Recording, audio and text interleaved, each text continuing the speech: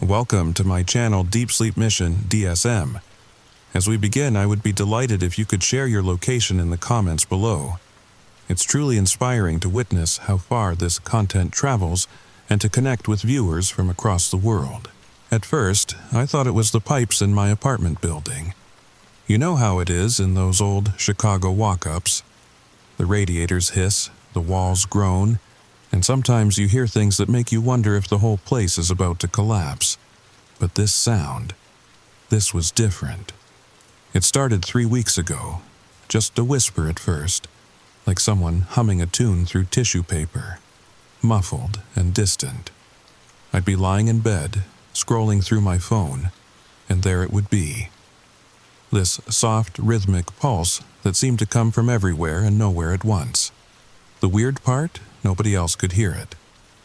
I asked my neighbor, Mrs. Chen, if she'd noticed anything strange. She just smiled and offered me some of her homemade dumplings. My roommate, Sarah, thought I was stressed about work. Even my boyfriend, Jake, suggested I get my ears checked. But here's the thing. I know what I'm hearing, and it's getting louder. Tonight, as I'm recording this, it sounds like breathing.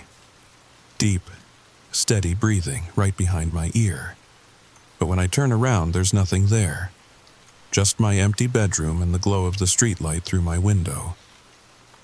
If you're listening to this, if you've ever heard something nobody else can hear, please, tell me I'm not going crazy, because I don't know how much longer I can take this, and I'm starting to think, maybe it doesn't want me to. All right, the story's starting now. Get comfortable. Maybe grab a blanket, turn off the lights if you dare, but whatever you do, listen carefully. You might hear it too.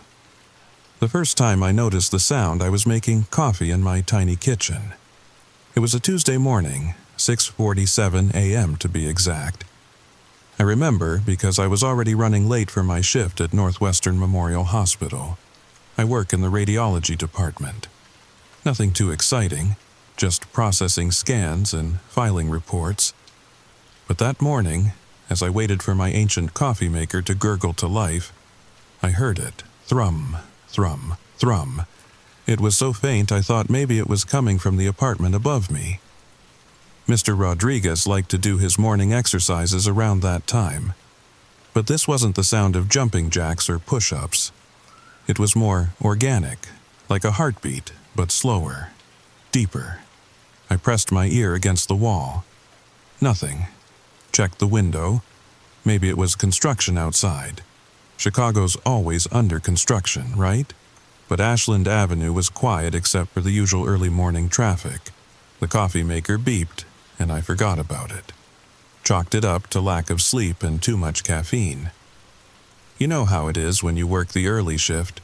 Your brain plays tricks on you. But that night, lying in bed, I heard it again. Thrum, thrum, thrum. This time, it was clearer. Not louder exactly, but more present. Like it had moved closer. I sat up, straining to locate the source. It seemed to be coming from the walls themselves. Or maybe the ceiling. The sound had this weird quality where it felt like it was inside my head and outside at the same time. I grabbed my phone and opened a sound meter app. Nothing. The app showed normal ambient noise levels, 35 decibels, the hum of the city. But I could still hear that rhythmic thrumming, steady as a metronome. "Sarah?" I whispered, padding down the hallway to my roommate's door. I knocked softly. "Sarah, are you awake?" She groaned from inside. "Emma? What time is it?" "Sorry, it's like 2 a.m. But do you hear that sound?" A pause, then her door cracked open, revealing her sleepy face framed by messy blonde hair. "What sound?" That thumping, like a bass drum or something." She listened for a moment, then shook her head. "I don't hear anything. Maybe it's the people downstairs? Maybe, but I knew it wasn't. This sound wasn't coming from any apartment. It was coming from somewhere else. Sarah must have seen something in my face because she softened. "You okay? You've been working a lot lately." Yeah, I'm fine. Sorry for waking you." She gave me a concerned look, but retreated back into her room.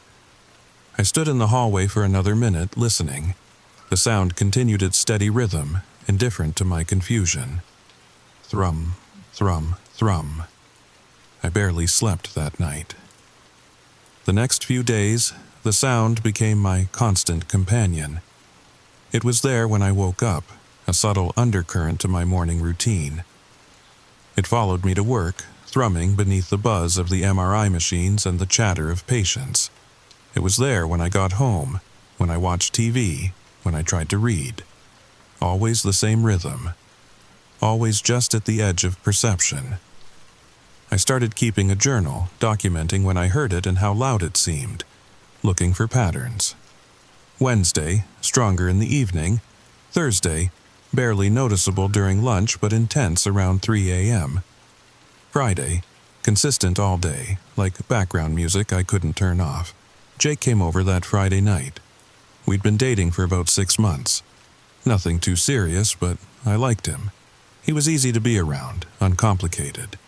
We ordered Thai food and settled in to watch a movie, but I couldn't focus. The sound had shifted. Instead of its usual steady beat, it had developed a syncopation, like a jazz drummer experimenting with rhythm. Thrum, thrum, thrum, thrum, thrum, thrum. "You okay?" Jake asked, noticing my distraction. "You keep looking around like you lost something."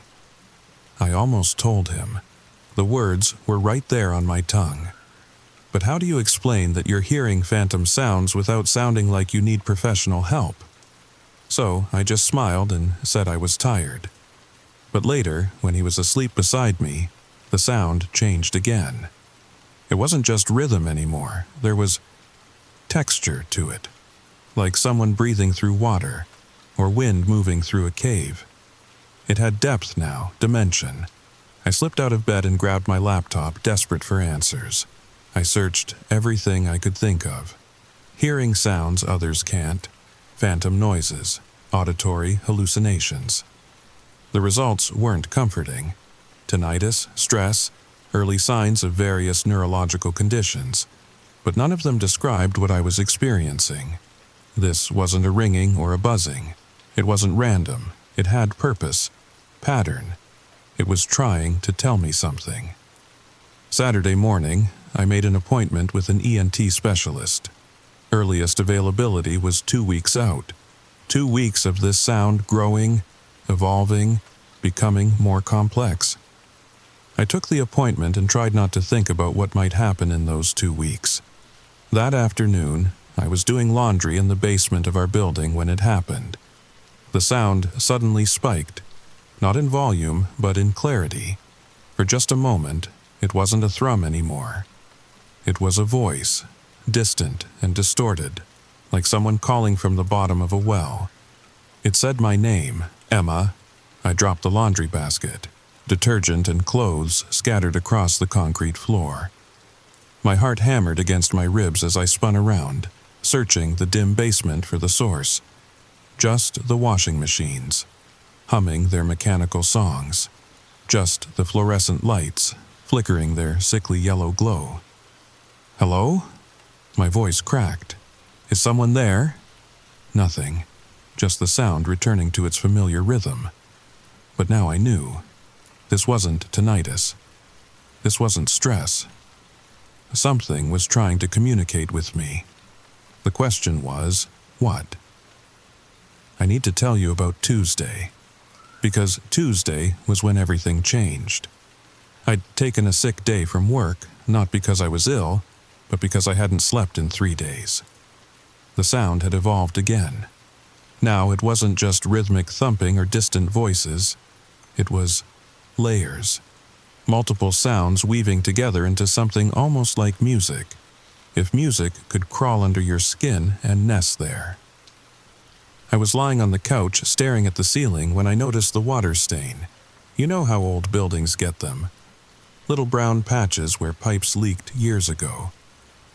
But this one was different. It was perfectly circular, and as I watched, it seemed to pulse, in time with the sound, thrum, thrum, pulse, thrum, thrum, pulse. I stood on the coffee table to get a closer look. The stain was about the size of a dinner plate, its edges darkened with age. But the center was lighter, almost translucent, and through it I swear I could see movement, not in my apartment, not in the apartment above, but somewhere else. Shadows shifting in a space that shouldn't exist. My hand reached up, fingers trembling, drawn to touch that impossible window. The doorbell rang. I jerked back, nearly falling off the table. The stain was just a stain again, brown and boring and completely normal.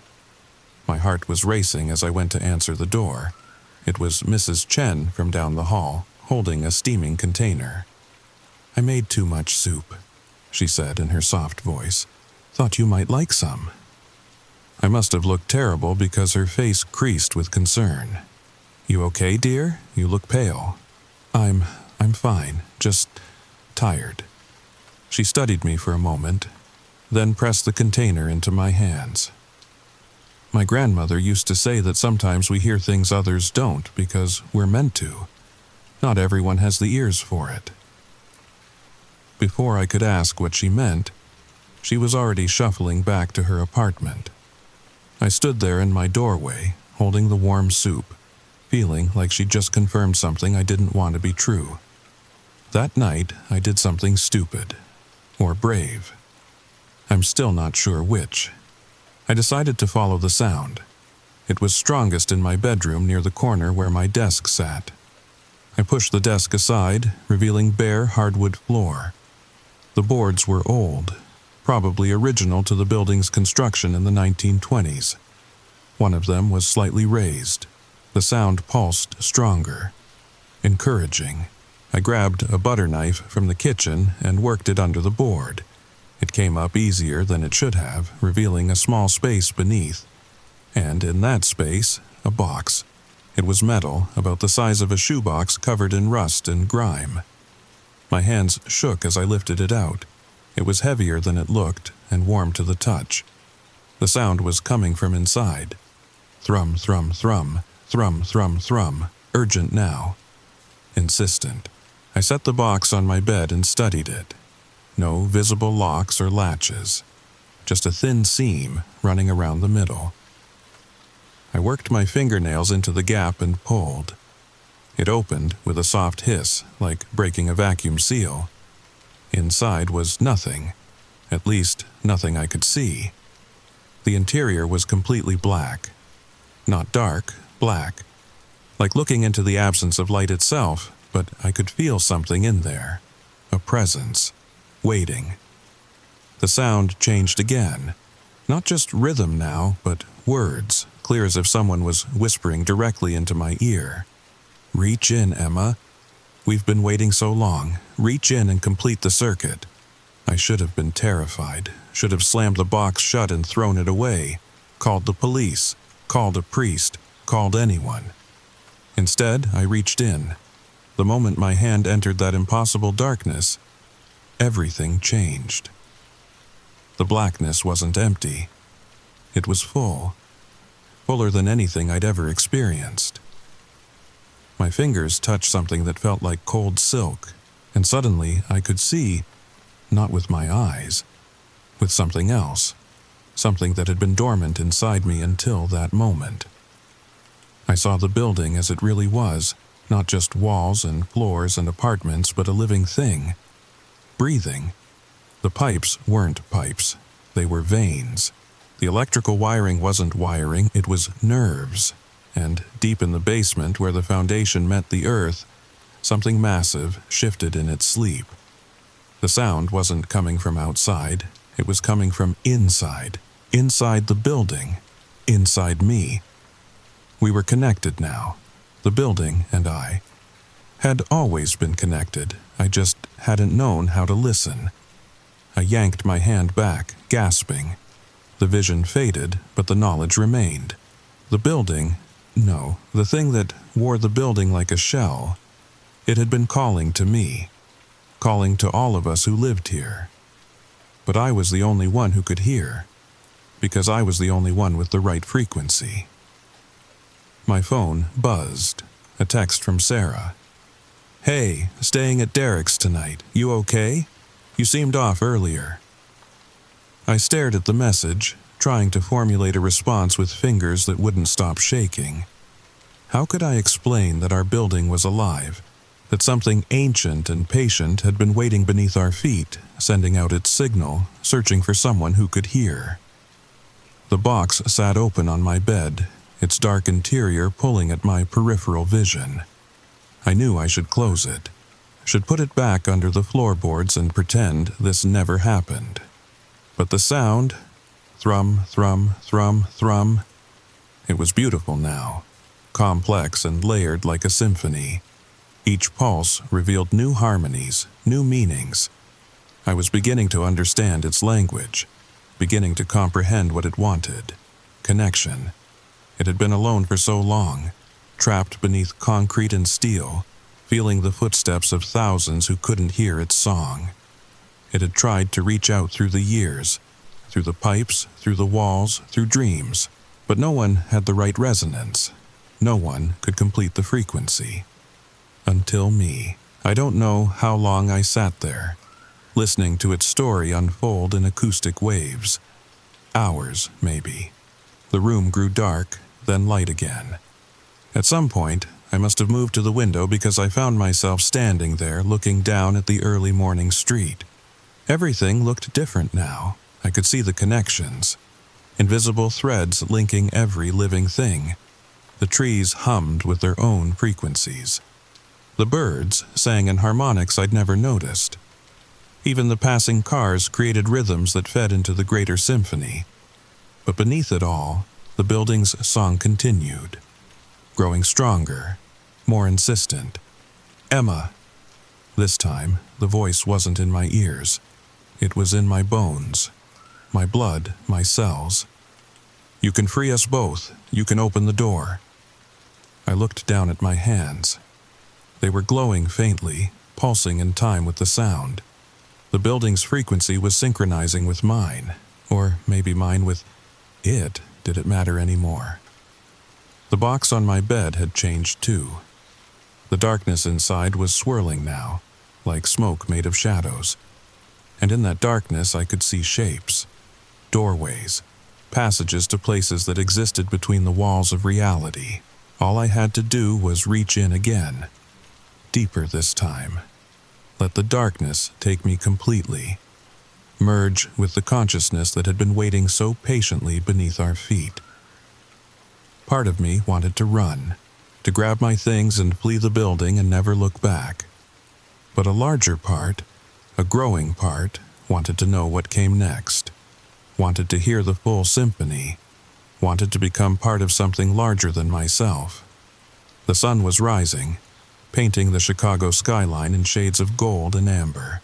Somewhere in the building, people were waking up, starting their days, completely unaware of what moved beneath them. But I knew, and soon, if I was brave enough or foolish enough, I would know everything. The box waited, the building sang, and I stood at the threshold between two worlds, trying to decide which one I belonged to. Thrum, thrum, thrum, thrum. The sound was deafening now. Not to my ears. Those had stopped mattering. To my soul. It vibrated through every atom of my being, rewriting me from the inside out. I walked back to the bed, sat down, picked up the box. The darkness inside had depth now. I could see corridors stretching into infinity. Chambers where impossible things lived and breathed. And at the center of it all, something vast and ancient and desperately lonely. It had been human once, long ago, the first resident of the building, back when it was new. But it had heard something in the walls, had followed it down, down, down until it found the source.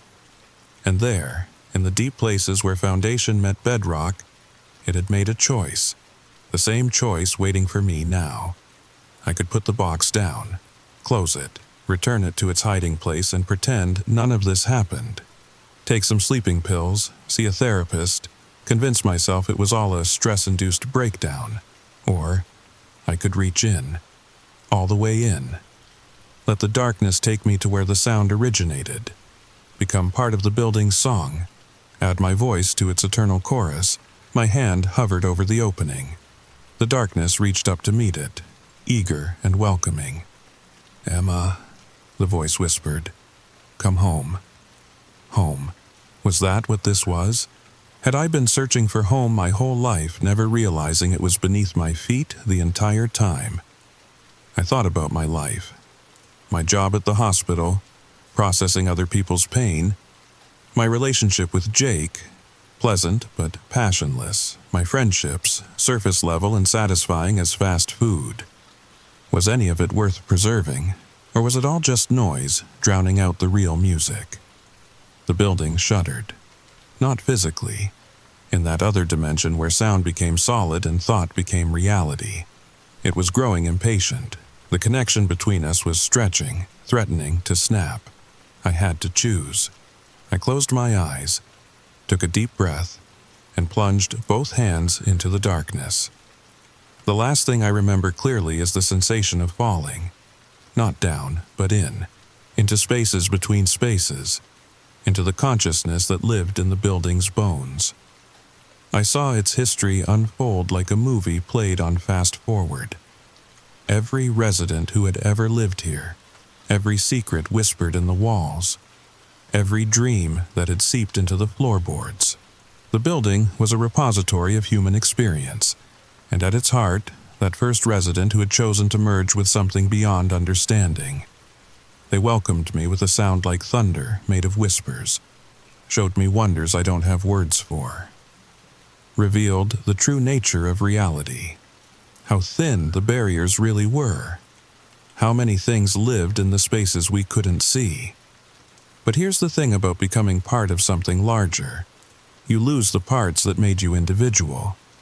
I felt myself dissolving, my consciousness spreading through pipes and wires and wooden beams. Emma was becoming just another note in the building's endless song. And that's when I heard it. A different sound. Familiar and jarring, my phone, ringing. The mundane noise cut through the symphony like a knife. For a moment, I remembered who I was, what I was about to lose. I fought, pulled back. The building's consciousness clung to me, desperate not to be alone again.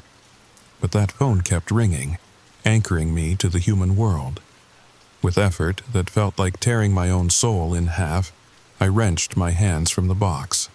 The darkness retreated, hissing like a wounded animal. The building's song turned discordant, angry. I grabbed my phone with shaking hands. Jake's name on the screen. "Emma, thank God. I've been calling for hours. Sarah said you weren't answering." His voice sounded thin and distant after the richness of the building's song. But it was human. Real. Mine. What could I say? "I'm here." "You sound weird. I'm coming over." "No." The word came out sharper than intended. The box was still open on my bed, darkness swirling like an angry storm. I'm fine. Just give me an hour." I hung up before he could argue. The building's sound had changed, no longer welcoming.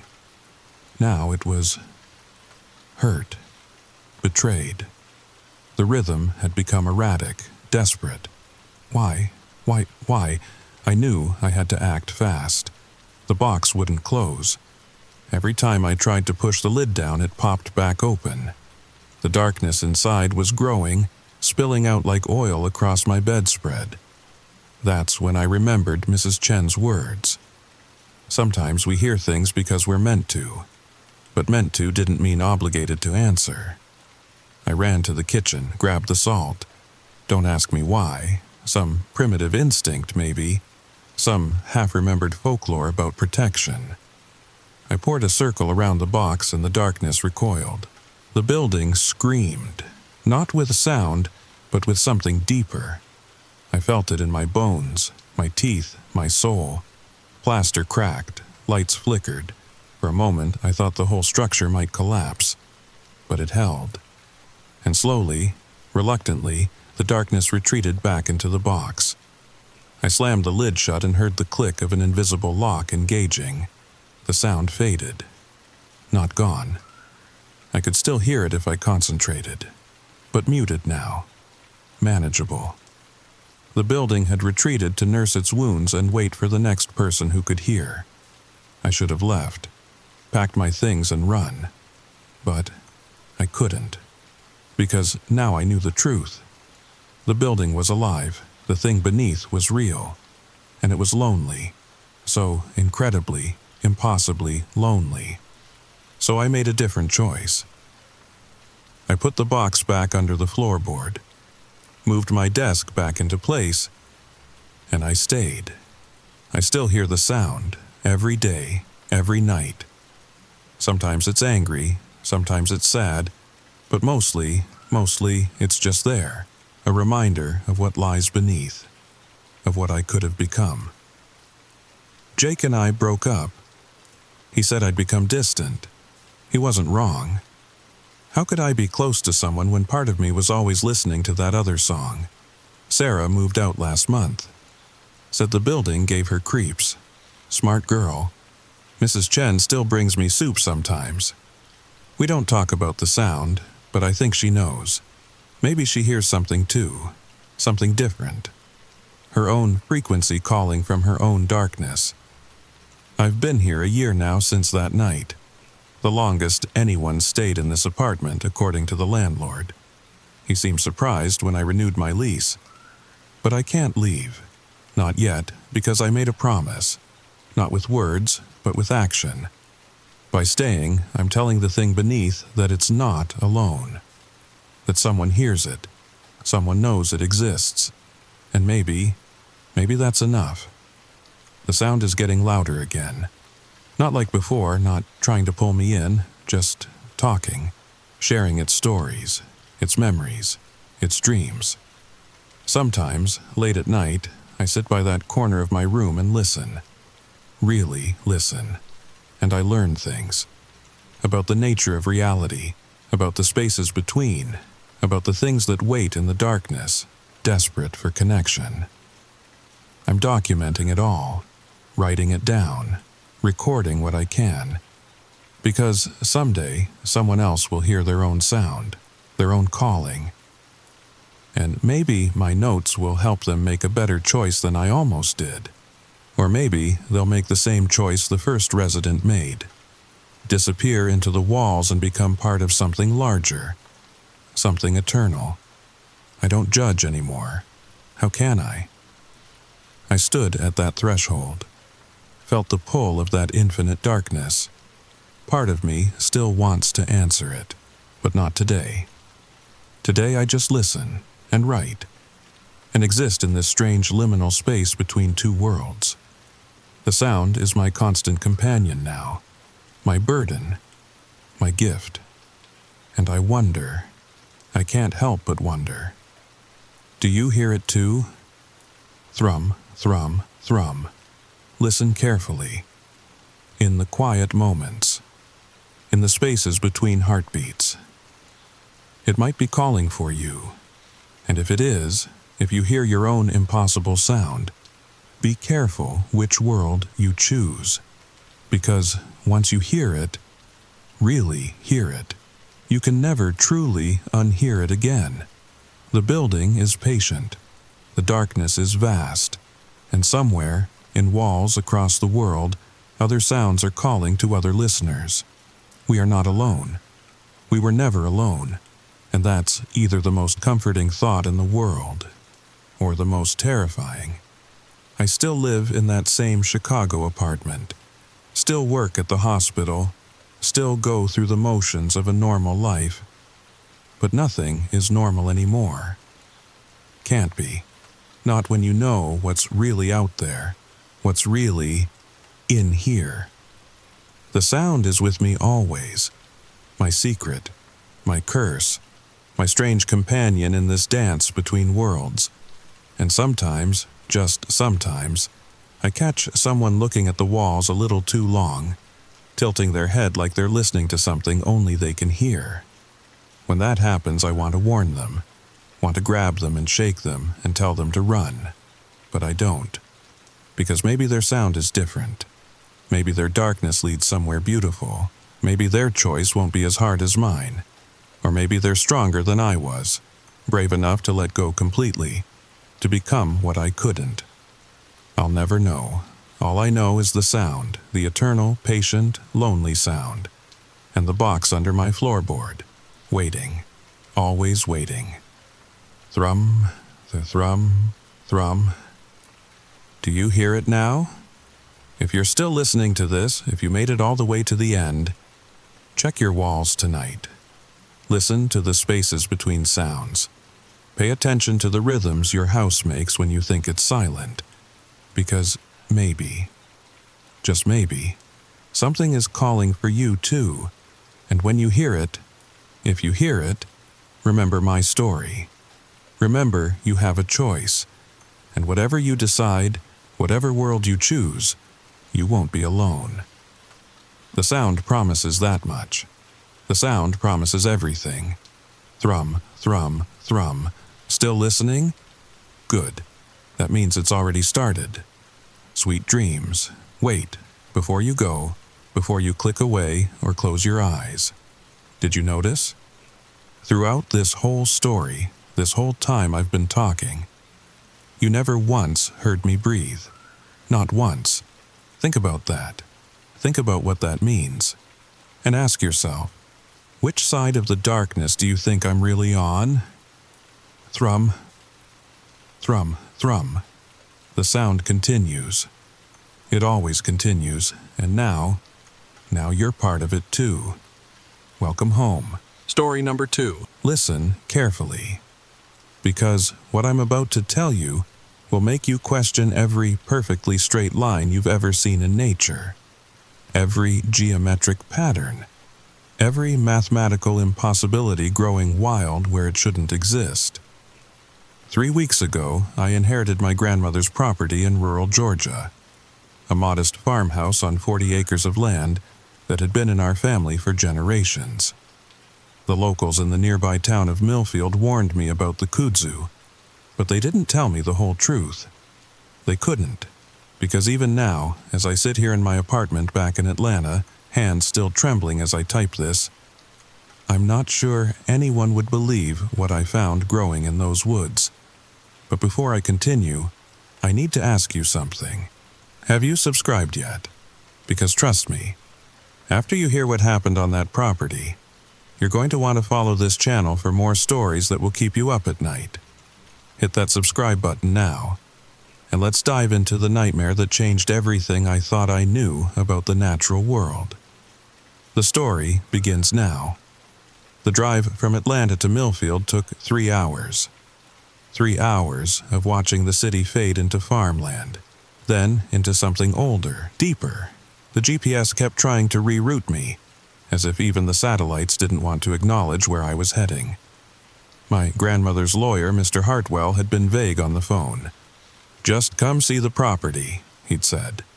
Some things need to be experienced firsthand. I pulled into the gravel driveway as the October sun hung low, painting everything in that peculiar southern golden light that makes even decay look beautiful. The farmhouse stood exactly as I remembered from childhood visits. White clapboard siding, wraparound porch, tin roof catching the last rays of daylight. But something felt different. The kudzu was everywhere. Now, if you're not from the south, let me explain. Kudzu is an invasive vine that can grow a foot per day, swallowing entire buildings, trees, anything in its path. But this kudzu, this was wrong.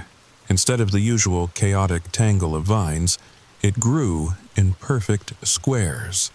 Absolute geometric precision, like someone had taken a ruler to nature itself.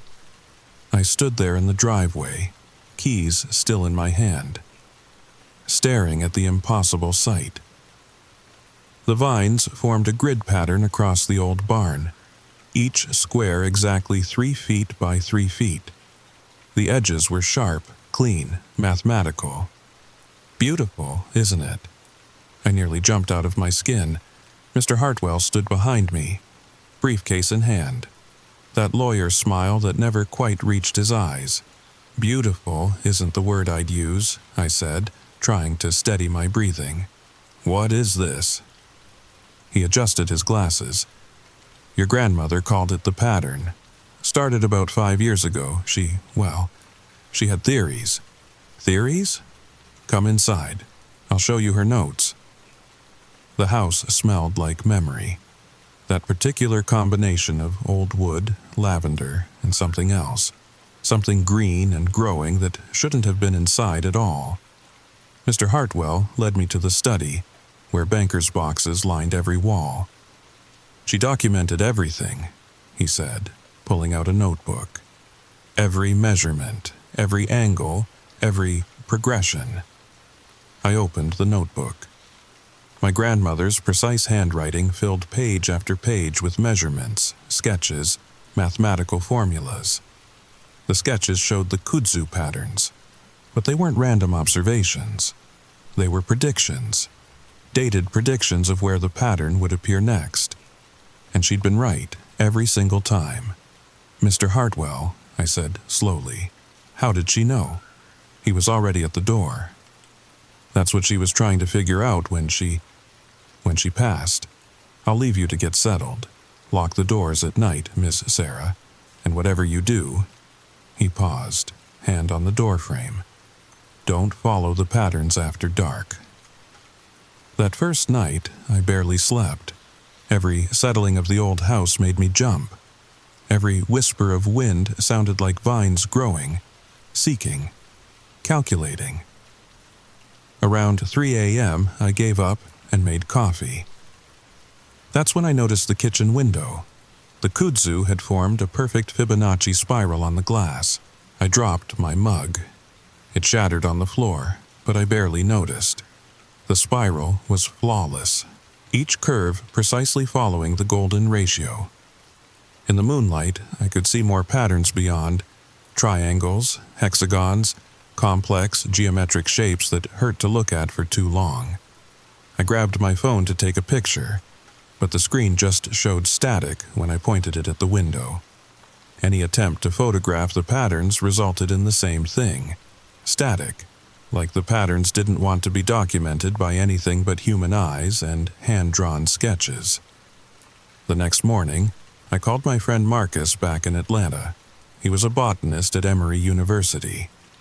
If anyone could explain this, it would be him. Kudzu growing in geometric patterns? His laugh crackled through the phone. Sarah, that's impossible. Plants don't. They can't. I'm looking at it right now, Marcus. Perfect squares, 3 feet by 3 feet. Silence. Then, I'm driving down there. While I waited for Marcus, I explored the property in daylight.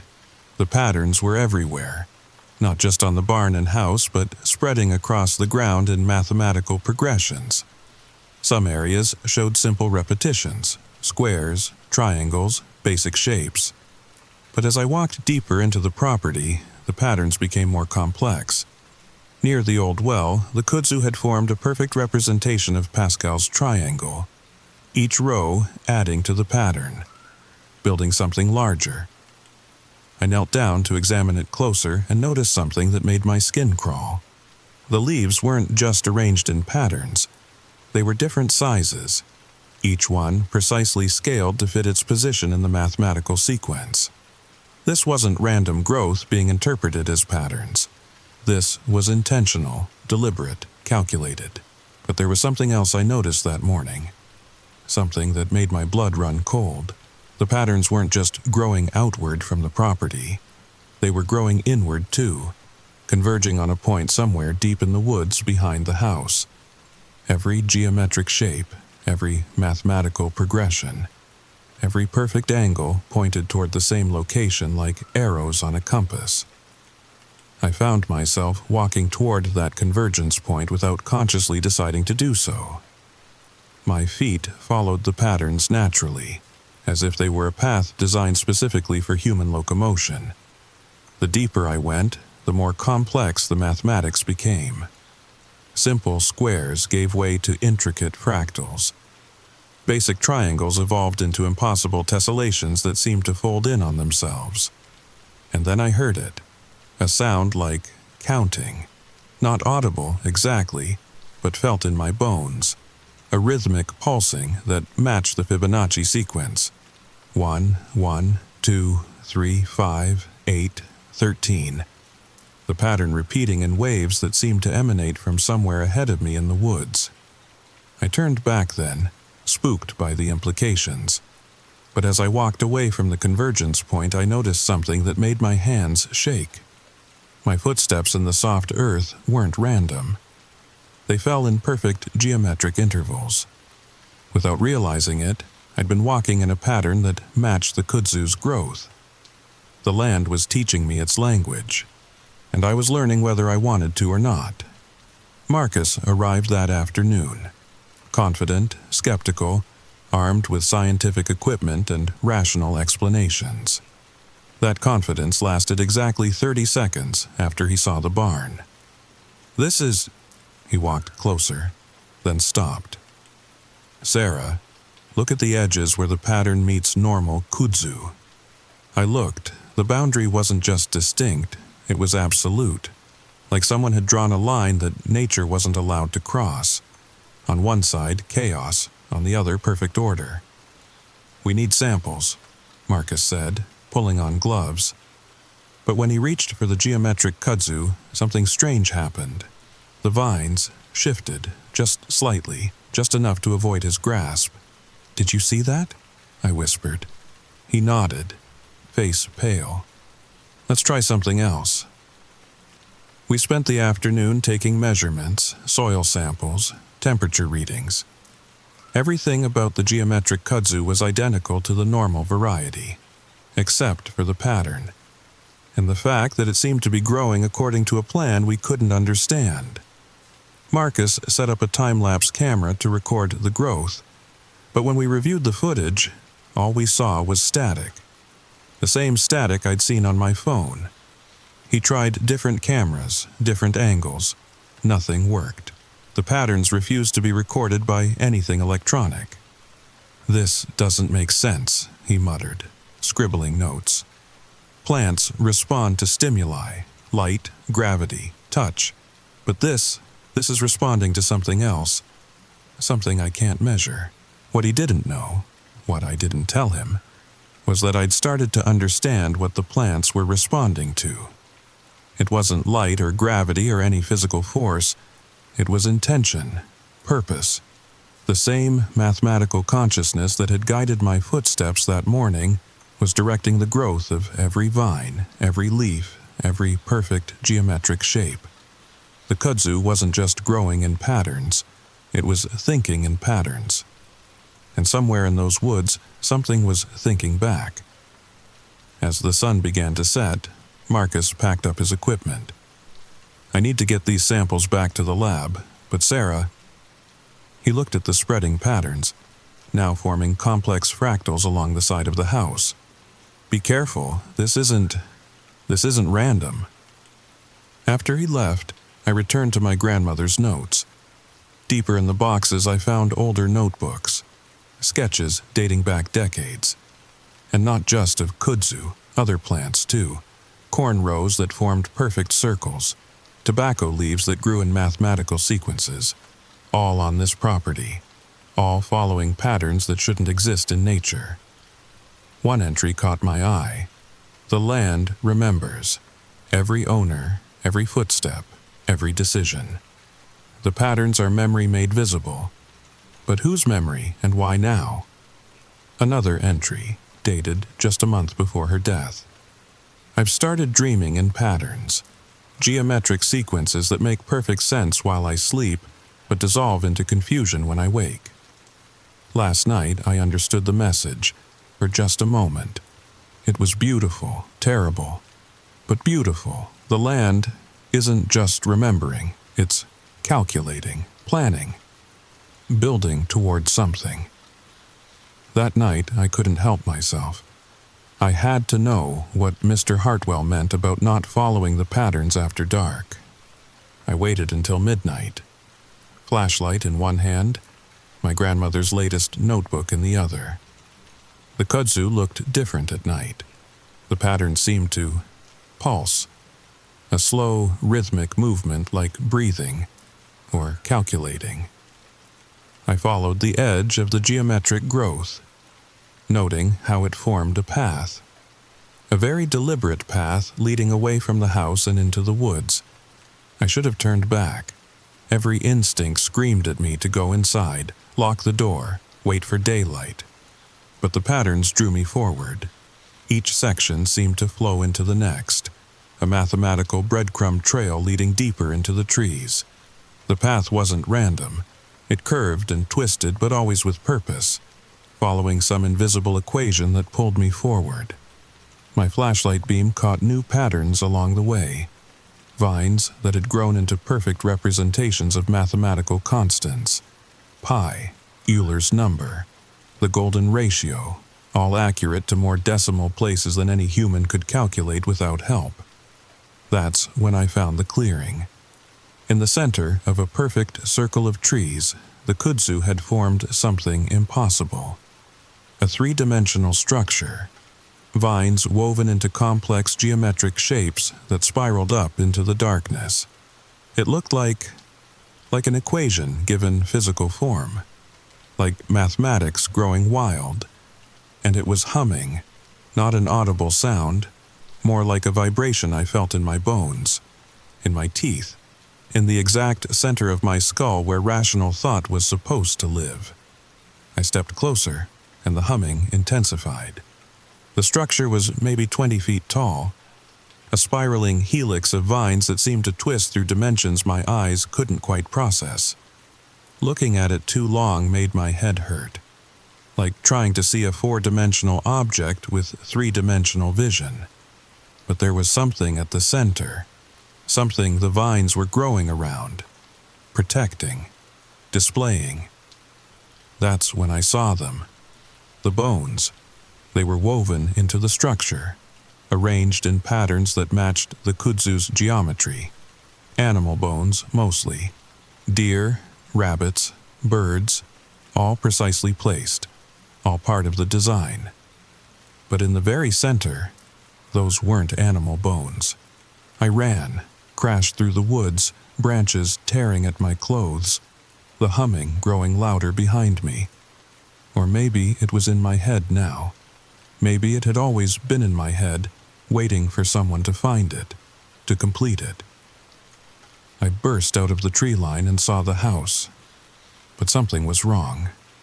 The kudzu patterns on the walls were moving, shifting, rearranging themselves into new configurations, and they all pointed back toward the woods, toward the clearing, toward what I'd found, or what had found me. I locked myself in the house, every door, every window. But locks don't stop patterns. By morning, the kudzu had formed new shapes on every surface. Mathematical proofs, geometric theorems, questions written in vine and leaf that I couldn't answer. I tried to leave, got in my car, started the engine, but the driveway was blocked. Overnight, the kudzu had grown across it in a pattern I recognized from my grandmother's notes. A mathematical spiral that seemed to pull my eyes toward its center, where new vines were growing even as I watched, extending the pattern, making it more complex.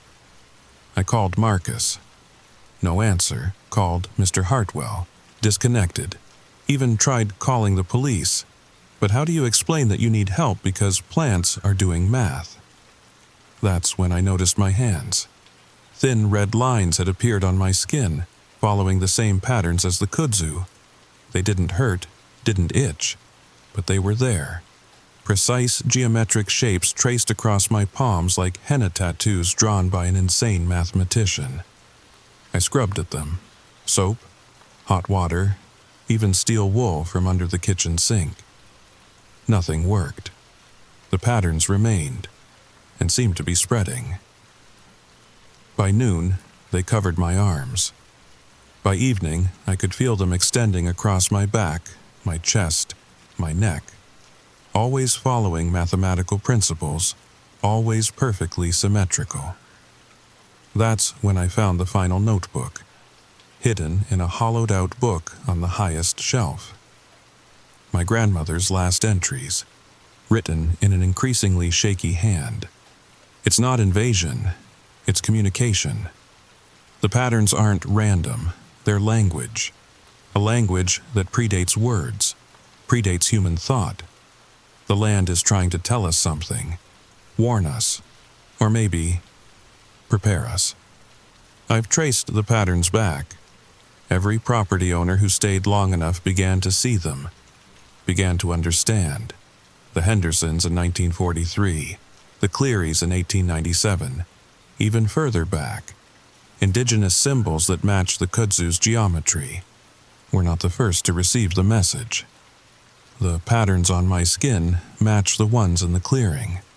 We're being marked, chosen. The land needs interpreters, bridges between what grows below and what thinks above. The kudzu isn't invasive, it's inclusive. It wants us to be part of something larger.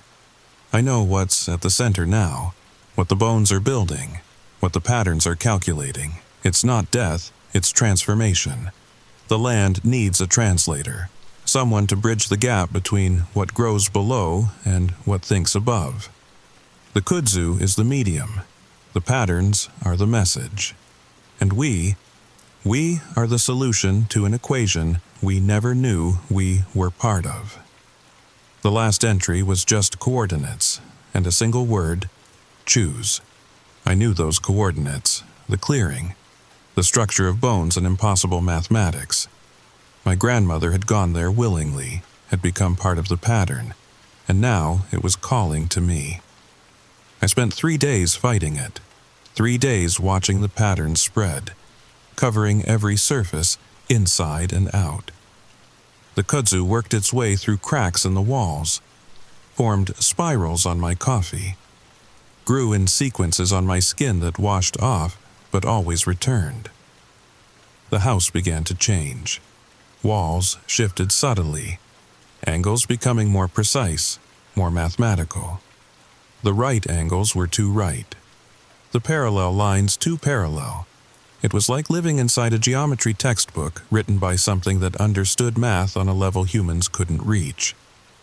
On the second night, I heard voices.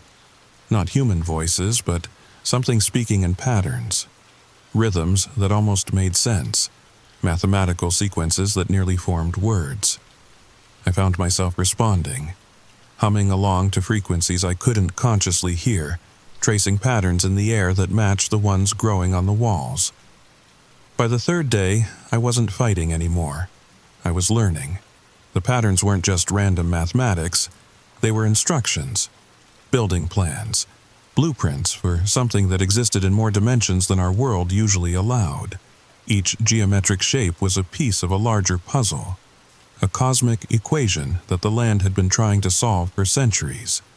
And we, the humans who lived here, we weren't victims. We were variables, essential parts of the calculation. On the third night, the humming became words, not English, not any language that used sounds.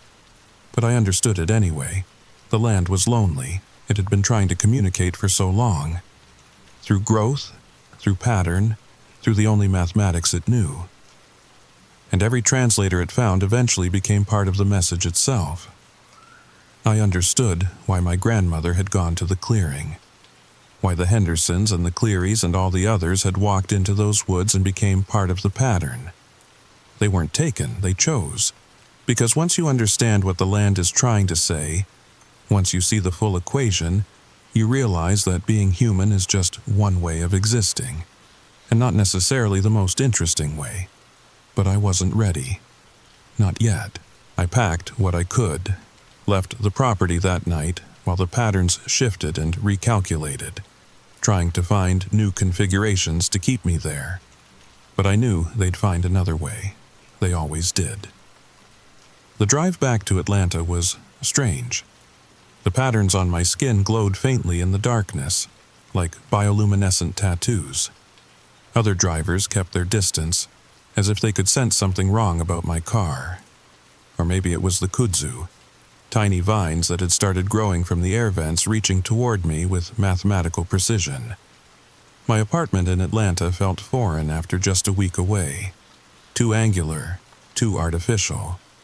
The rigid geometry of human construction seemed primitive compared to the elegant mathematics of the kudzu.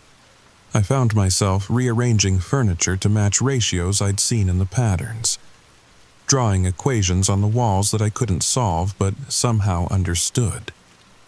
Marcus came by once, took one look at the patterns still visible on my skin, and backed away. "The samples," he said quietly. They're growing in the lab in patterns. We tried to destroy them, but..." He shook his head. "Sarah, what did you bring back with you?" I couldn't answer because I'd brought back understanding. And understanding, like kudzu, spreads. Because here's the thing about patterns. Once you've seen them, really seen them, you can't unsee them. Even now, back in my Atlanta apartment, I notice things. The way cracks in the sidewalk form familiar angles, how shadows fall in mathematical progressions, the geometry hidden in plain sight. Sometimes I wake up to find small vines growing on my window, forming tiny, perfect squares, 3 inches by 3 inches now, scaled down for city living, patient, waiting. Last week, my neighbor mentioned strange patterns in her garden, perfect circles of dandelions, grass growing in mathematical spirals. She thought it was interesting, artistic even. I didn't tell her what I knew, that the patterns were spreading, that the land's message was finding new mediums, new messengers. The kudzu calls to me every night. In dreams, I see the clearing, but it's different now. Larger. The structure has grown, incorporating new bones, new patterns, new dimensions. My grandmother is there. Not dead, but transformed. Part of something beautiful and terrible and utterly beyond human comprehension. She's waiting for me. They all are. All the translators who finally understood the equation. But the dreams aren't just memories anymore. They're instructions. Each night, the geometric visions become more complex, more detailed.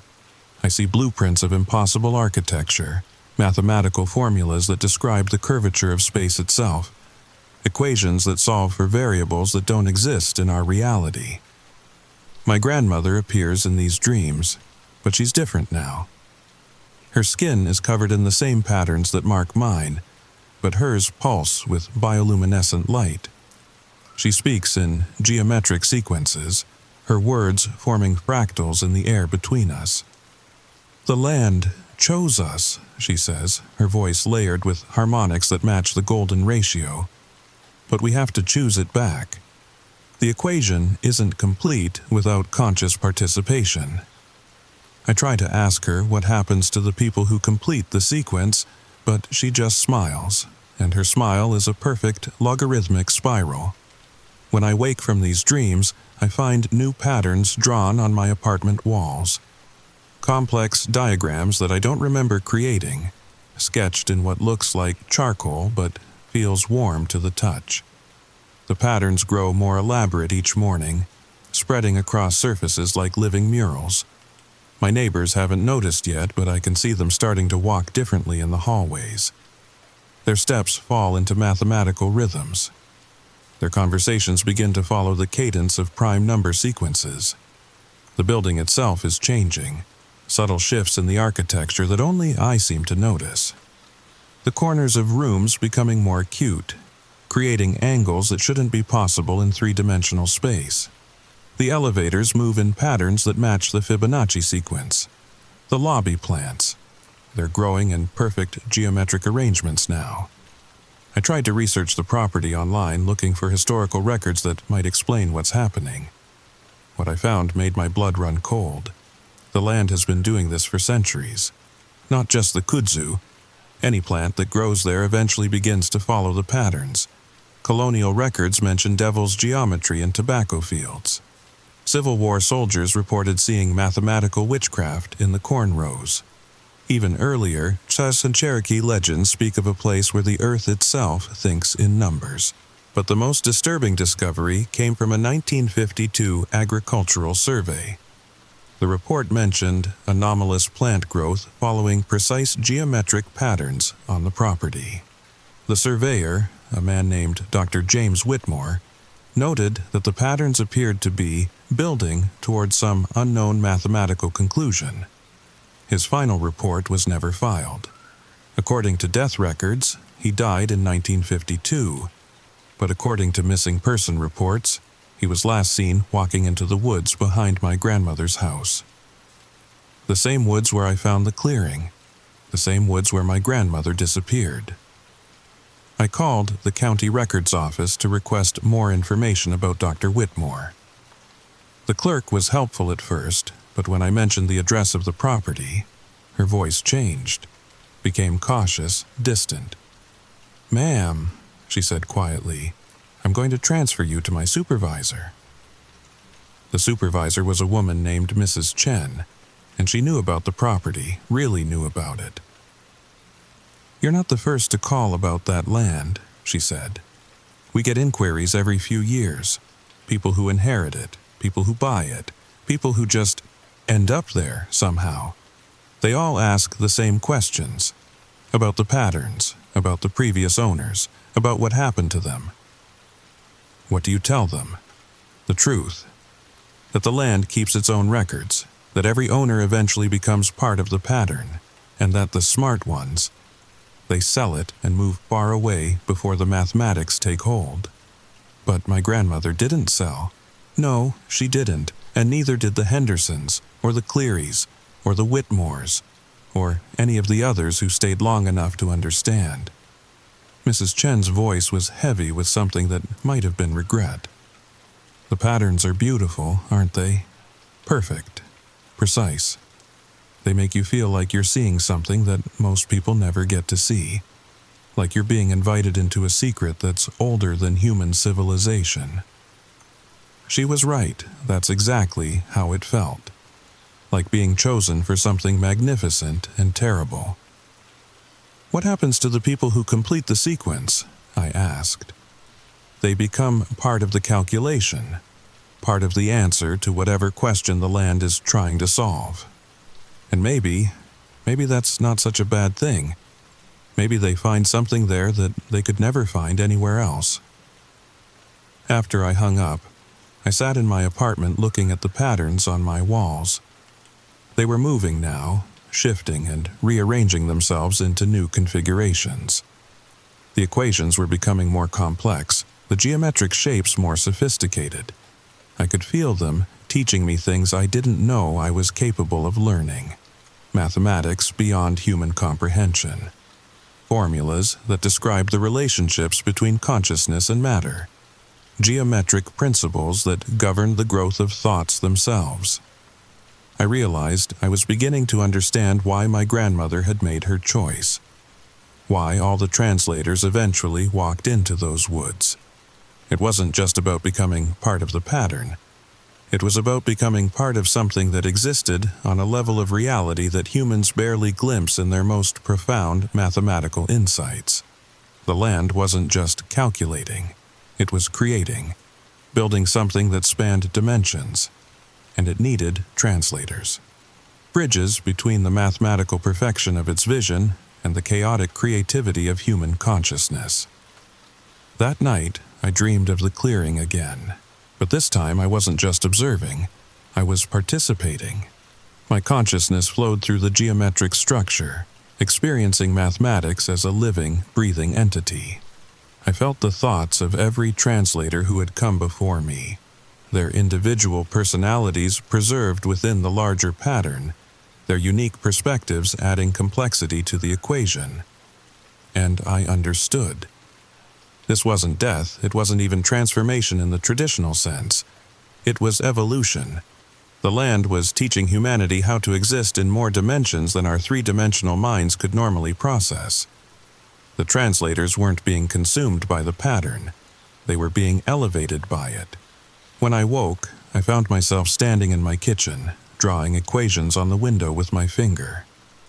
The glass was fogged with condensation, but I hadn't been breathing on it. The patterns were creating their own moisture, their own medium for expression. Outside, I could see kudzu growing on the fire escape. Perfect geometric spirals climbing toward my window, reaching for me with mathematical precision. The patterns had found me in Atlanta. They'd followed me here, adapting to the urban environment, learning how to grow in concrete and steel. But they weren't invasive. They were inclusive. They wanted to share their mathematical vision with the entire world.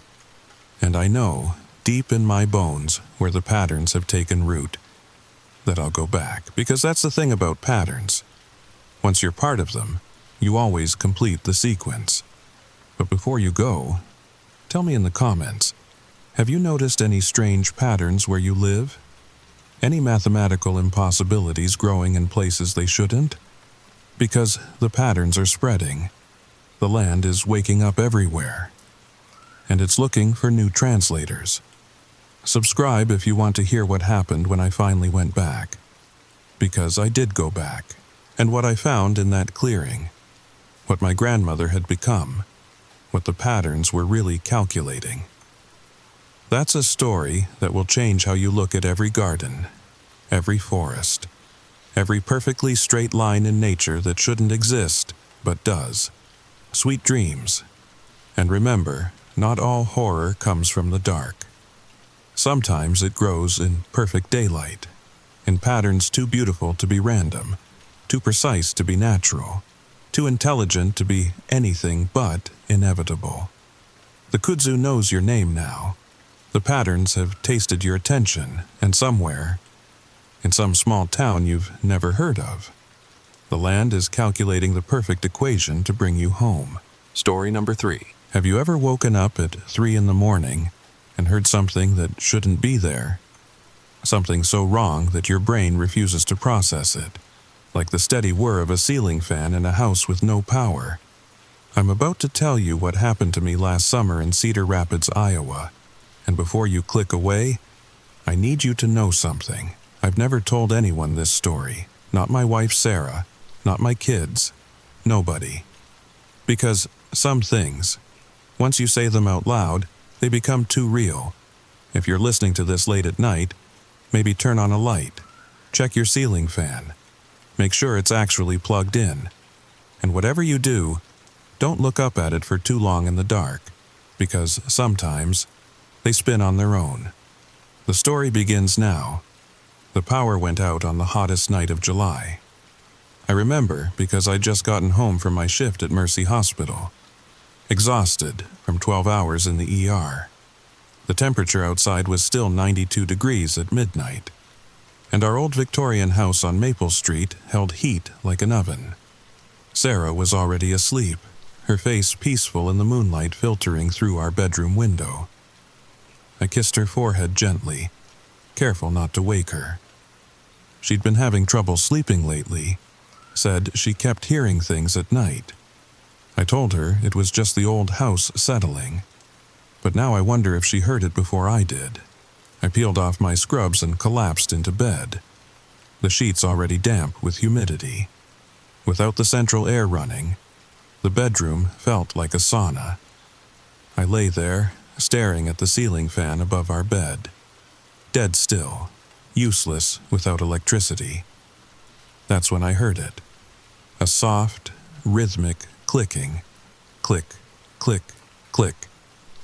I opened my eyes. The room was darker now. Clouds must have covered the moon, but I could still make out the shape of the ceiling fan above me, and it was moving, slowly, impossibly. The blades turned in lazy circles. Click, click, click. I sat up, rubbing my eyes. Maybe I was more tired than I thought. The power was out. I'd checked the breaker box when I came in. Every house on our street was dark. But there it was, spinning steadily, casting strange shadows across the ceiling. I reached for the bedside lamp out of habit. Nothing, of course. I grabbed my phone instead, turned on the flashlight. The white beam cut through the darkness, illuminating the fan. It stopped. The moment the light hit it, the blades froze mid-rotation. I kept the beam trained on it, my heart hammering. Sarah stirred beside me but didn't wake. I waited, counting my breaths. 1, 2, 3. I lowered the phone. The fan started spinning again. Click, click, click. My mouth went dry. I raised the light again. The fan stopped, lowered it. The fan resumed its impossible rotation, like it was playing a game with me, like it knew I was watching. I slipped out of bed, careful not to disturb Sarah. My bare feet found the hardwood floor, still warm from the day's heat. I padded across the room to the light switch, flipped it up and down. Nothing. The power was definitely out. But the fan kept spinning. I stood there in my boxers and t-shirt, phone in hand, watching those blades turn in the darkness. The clicking sound seemed louder now, more insistent, and something else, a whisper of air. I could feel it on my skin, the faintest breeze from above. That's when I noticed the smell. Old roses, like the ones my grandmother used to grow. But wrong, somehow. Too sweet, almost rotting. It came in waves with each rotation of the fan, stronger when the blades passed directly overhead. I backed toward the door, never taking my eyes off the ceiling. My heel caught the edge of the throw rug, and I stumbled, phone flying from my hand. It clattered across the floor, the flashlight beam spinning wildly before coming to rest facing the wall. In the sudden darkness, the fan spun faster. Click, click, click, click. The breeze became a wind, cold despite the stifling heat of the room. The rose smell intensified, mixed now with something else, something metallic, like old pennies or blood. "David?" Sarah's voice made me jump. She was sitting up in bed, hair messy, squinting in the darkness. "The fan," I started to say. "What fan?" She rubbed her eyes. "Come back to bed, you're dreaming." I looked up. The ceiling fan was perfectly still. The next morning, I called Mid-American Energy. The automated message said power would be restored by noon. Sarah had already left for her shift at the library, leaving me alone in the house with 2 cups of lukewarm instant coffee and a head full of questions. I stood in our bedroom doorway, staring up at the ceiling fan. In the daylight streaming through the windows, it looked completely normal. White blades, brass fixture, pull chain hanging motionless. I walked over and yanked the chain. Nothing happened, of course, no power, but I remembered the sound, the smell, the impossible breeze. I grabbed a stepladder from the garage and climbed up, getting my face close to the motor housing. No unusual marks, no strange mechanisms, just dust and a few dead flies. I spun the blades manually. They moved freely, making that same clicking sound I'd heard in the night. Click, click, click. My phone buzzed. Text from Sarah. "Forgot to mention, Mrs. Chen next door asked if we heard anything strange last night. Said something about fans. So weird. Mrs. Chen. 80 years old, lived alone since her husband passed. Sharp as a tack, though. Nothing got past her." I threw on some clothes and headed next door. She answered on the first knock, like she'd been waiting. "David, come in, come in." She ushered me into her living room, all doilies and ceramic cats. "Sit, I made sun tea." I sat on her plastic-covered sofa while she poured 2 glasses. "Sarah said you heard something last night." I tried to keep my voice casual. Mrs. Chen's eyes narrowed.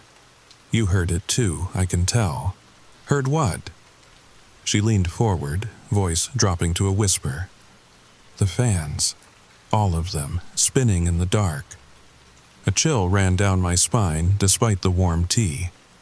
All of them? Every ceiling fan on this street. I saw them through the windows, shadows moving when nothing should move. She gripped my hand, her fingers surprisingly strong. This happened before, summer of 1987. I was young then. Just moved here with my husband. What happened in 1987? She stood abruptly, walked to an old photo album on the mantel, flipped through yellowed pages before stopping at a newspaper clipping. 7 people died that summer, all in their sleep, all in houses on Maple Street. She handed me the clipping. The headline read, "Carbon monoxide mystery claims more victims." Carbon monoxide? I scanned the article. But that doesn't explain. Read the last paragraph. My eyes found it. Neighbors reported strange occurrences in the days leading up to each death, including ceiling fans operating without electricity and the persistent smell of roses. The glass slipped from my hand, tea splashing across her cream carpet. "I'm so sorry. Never mind that." She grabbed my shoulders. "Listen to me. It starts with one house, then spreads like a sickness. You need to leave tonight." "Mrs. Chen, there has to be a logical explanation." "Logic?" She laughed, but there was no humor in it. "Logic doesn't make fans spin without power. Logic doesn't make the air smell like my dead mother's garden." I helped clean up the spilled tea, my mind racing. Carbon monoxide could cause hallucinations, but both of us seeing the same thing? And the newspaper article. Back home, I Googled everything I could find about the 1987 incidents. 7 deaths, all ruled accidental. Carbon monoxide from faulty furnaces, they said. But forum posts from locals told a different story. Unexplained phenomena, electrical anomalies, and always the ceiling fans. The power came back on at 11:47 a.m. Every appliance in the house hummed to life, except one. The bedroom ceiling fan remained perfectly still. I flipped the switch, pulled the chain. Nothing. I checked the breaker, tested the wiring with my multimeter. Everything showed normal, but the fan wouldn't budge. Until that night. Part 2.5. The research. I couldn't let it go. After my conversation with Mrs. Chen, I spent the entire afternoon digging deeper into the history of Maple Street. What I found chilled me to the bone. The 1987 incidents weren't the first. In the Cedar Rapids Public Library's digital archives, I discovered a pattern stretching back over a century. Every 20 to 30 years, the same thing happened. Different explanations each time. Gas leaks in the 1960s, electrical fires in the 1940s, influenza outbreak in the 1920s. But always the same details buried in the fine print. Unexplained phenomena, ceiling fans operating without power, the smell of roses. I printed everything. Death certificates, police reports, insurance claims. The names changed, but the addresses didn't. 1423 Maple Street, 1427 Maple Street, 1431 Maple Street. Our address was 1425, right in the middle. The oldest record I found was from 1889. A handwritten police report, barely legible, describing the mass hysteria that claimed 12 residents of what was then called Rose Avenue.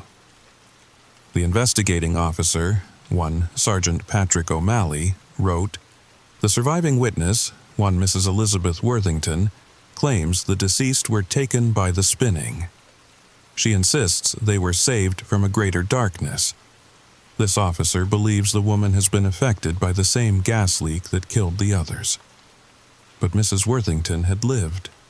She'd survived every subsequent incident, appearing as a witness in reports from 1918, 1942, 1965, and 1987.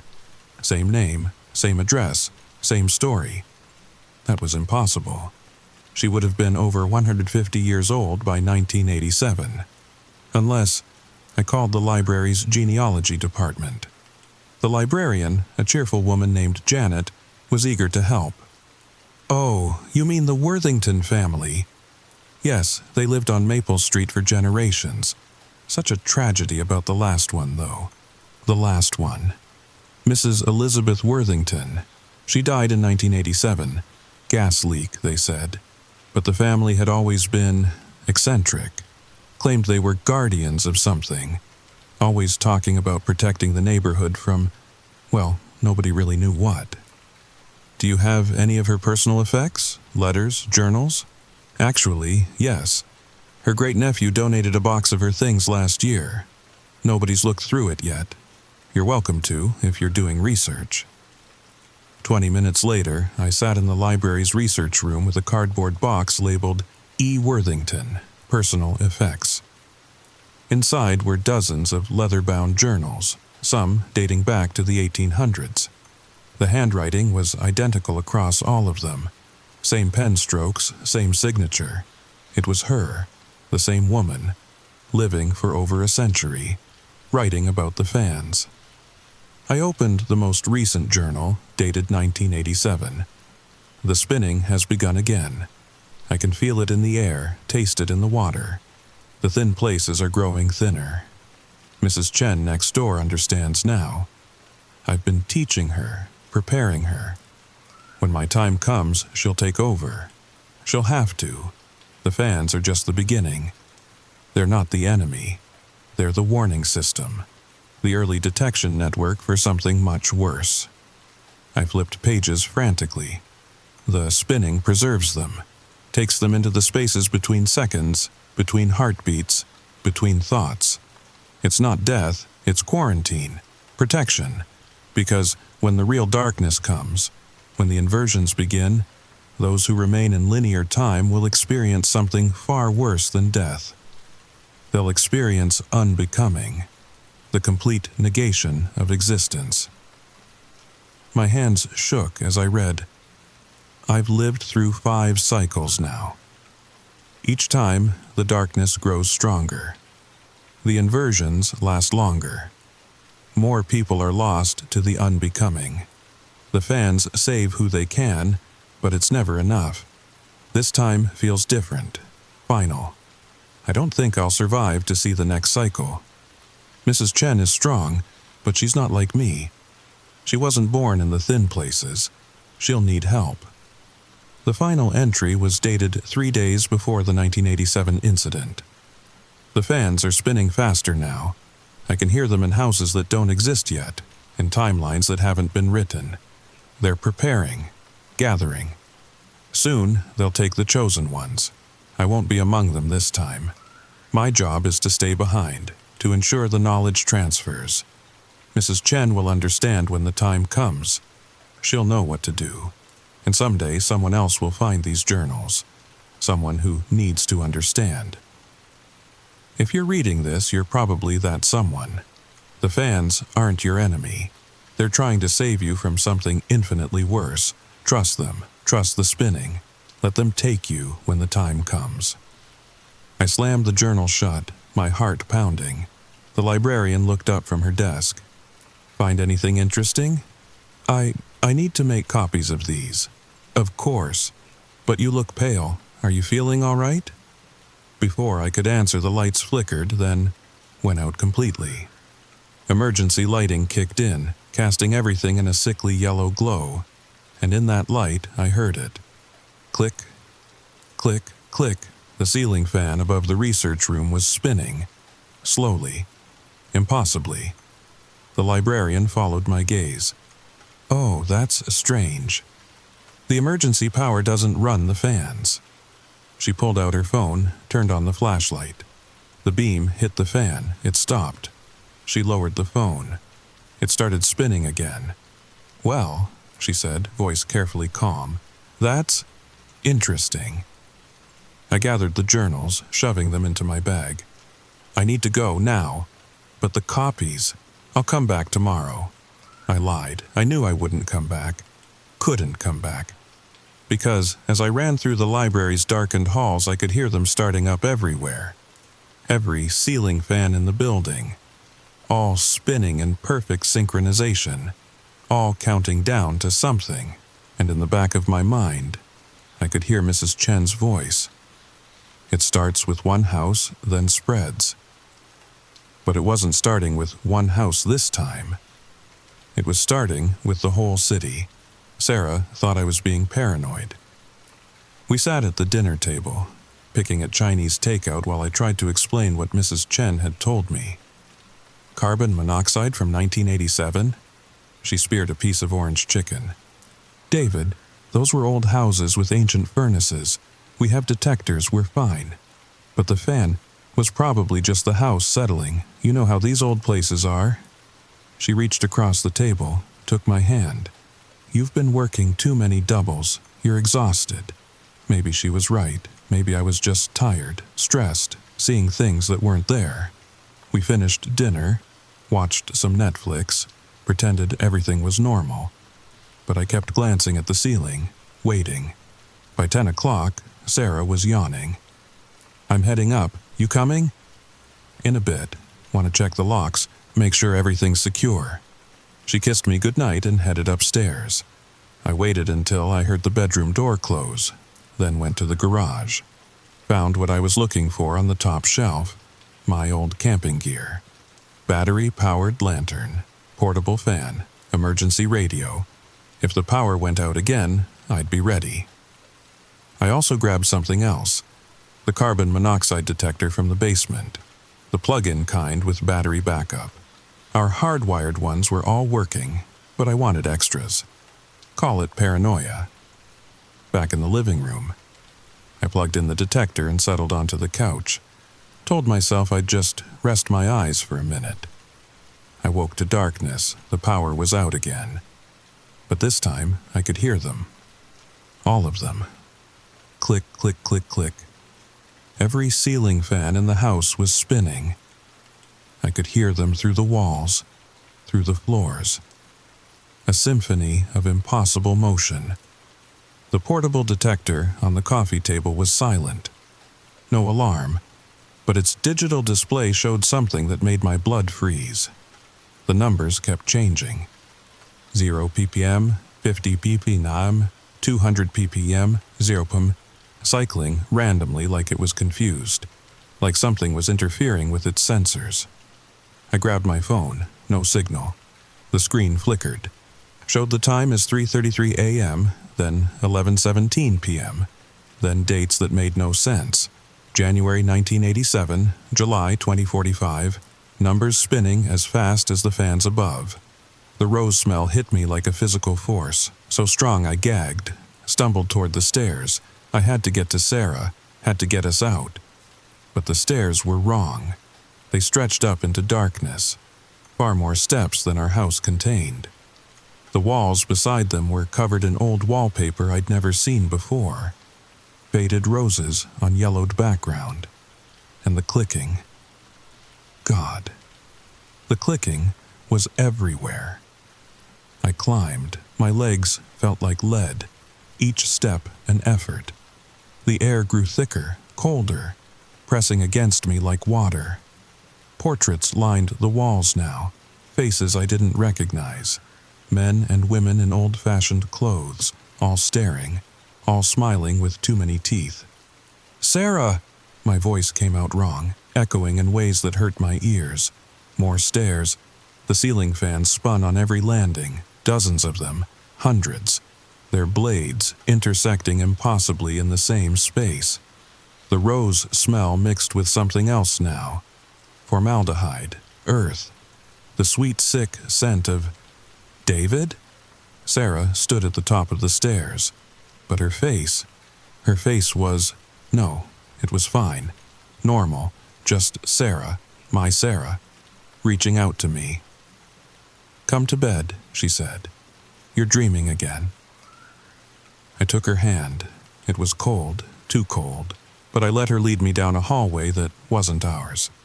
Past doors that opened onto rooms full of spinning fans, their blades cutting through shadows that moved independently of any light source.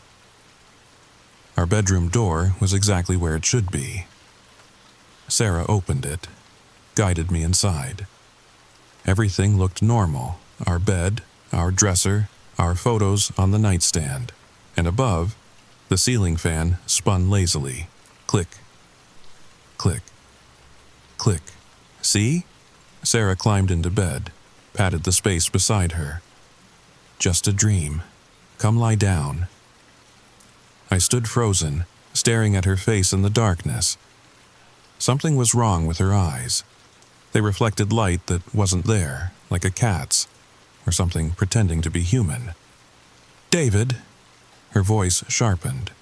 Come. To. Bed. That's when I saw them, in the corners of the room, where the walls met the ceiling. More fans, smaller ones, spinning in perfect synchronization with the one above our bed, and in their shadows, shapes that weren't quite human. Watching. Waiting. The thing wearing Sarah's face smiled. Too wide, too many teeth. You're home now, it said. Where you belong, where they all belonged. The fans spun faster. The clicking became a roar, and in that sound I heard voices, 7 voices. Screaming, I ran. Not to the door. That way was blocked by shadows that shouldn't exist. I dove through the window. Glass shattered around me. But instead of falling 2 stories to our front lawn, I tumbled onto carpet. Mrs. Chen's living room. She sat in her chair, clutching rosary beads I'd never seen her carry before. Finally, she gasped. I thought I'd lost you too. What? How? I couldn't form words. Blood dripped from dozens of small cuts. But I was alive. I was out. The houses are connected during the spinning. She helped me to the couch, pressed a dish towel against the worst of the bleeding. Not physically, but in other ways, old ways. I learned to navigate them in '87, saved who I could. Sarah, I have to go back for Sarah. Her face crumpled. Oh. David, no. I struggled to stand. She's there. That thing, it has her. That thing is her, has been for 3 days. That's impossible. We had dinner. We talked. When was the last time you actually left the house? When did you really go to work? The room spun. Not from fans, from realization. The days blurring together. The repetitive conversations, Sarah always directing me back to bed.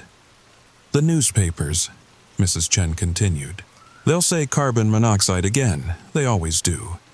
Easier than the truth. Which is? She walked to her window, pulled back the curtain.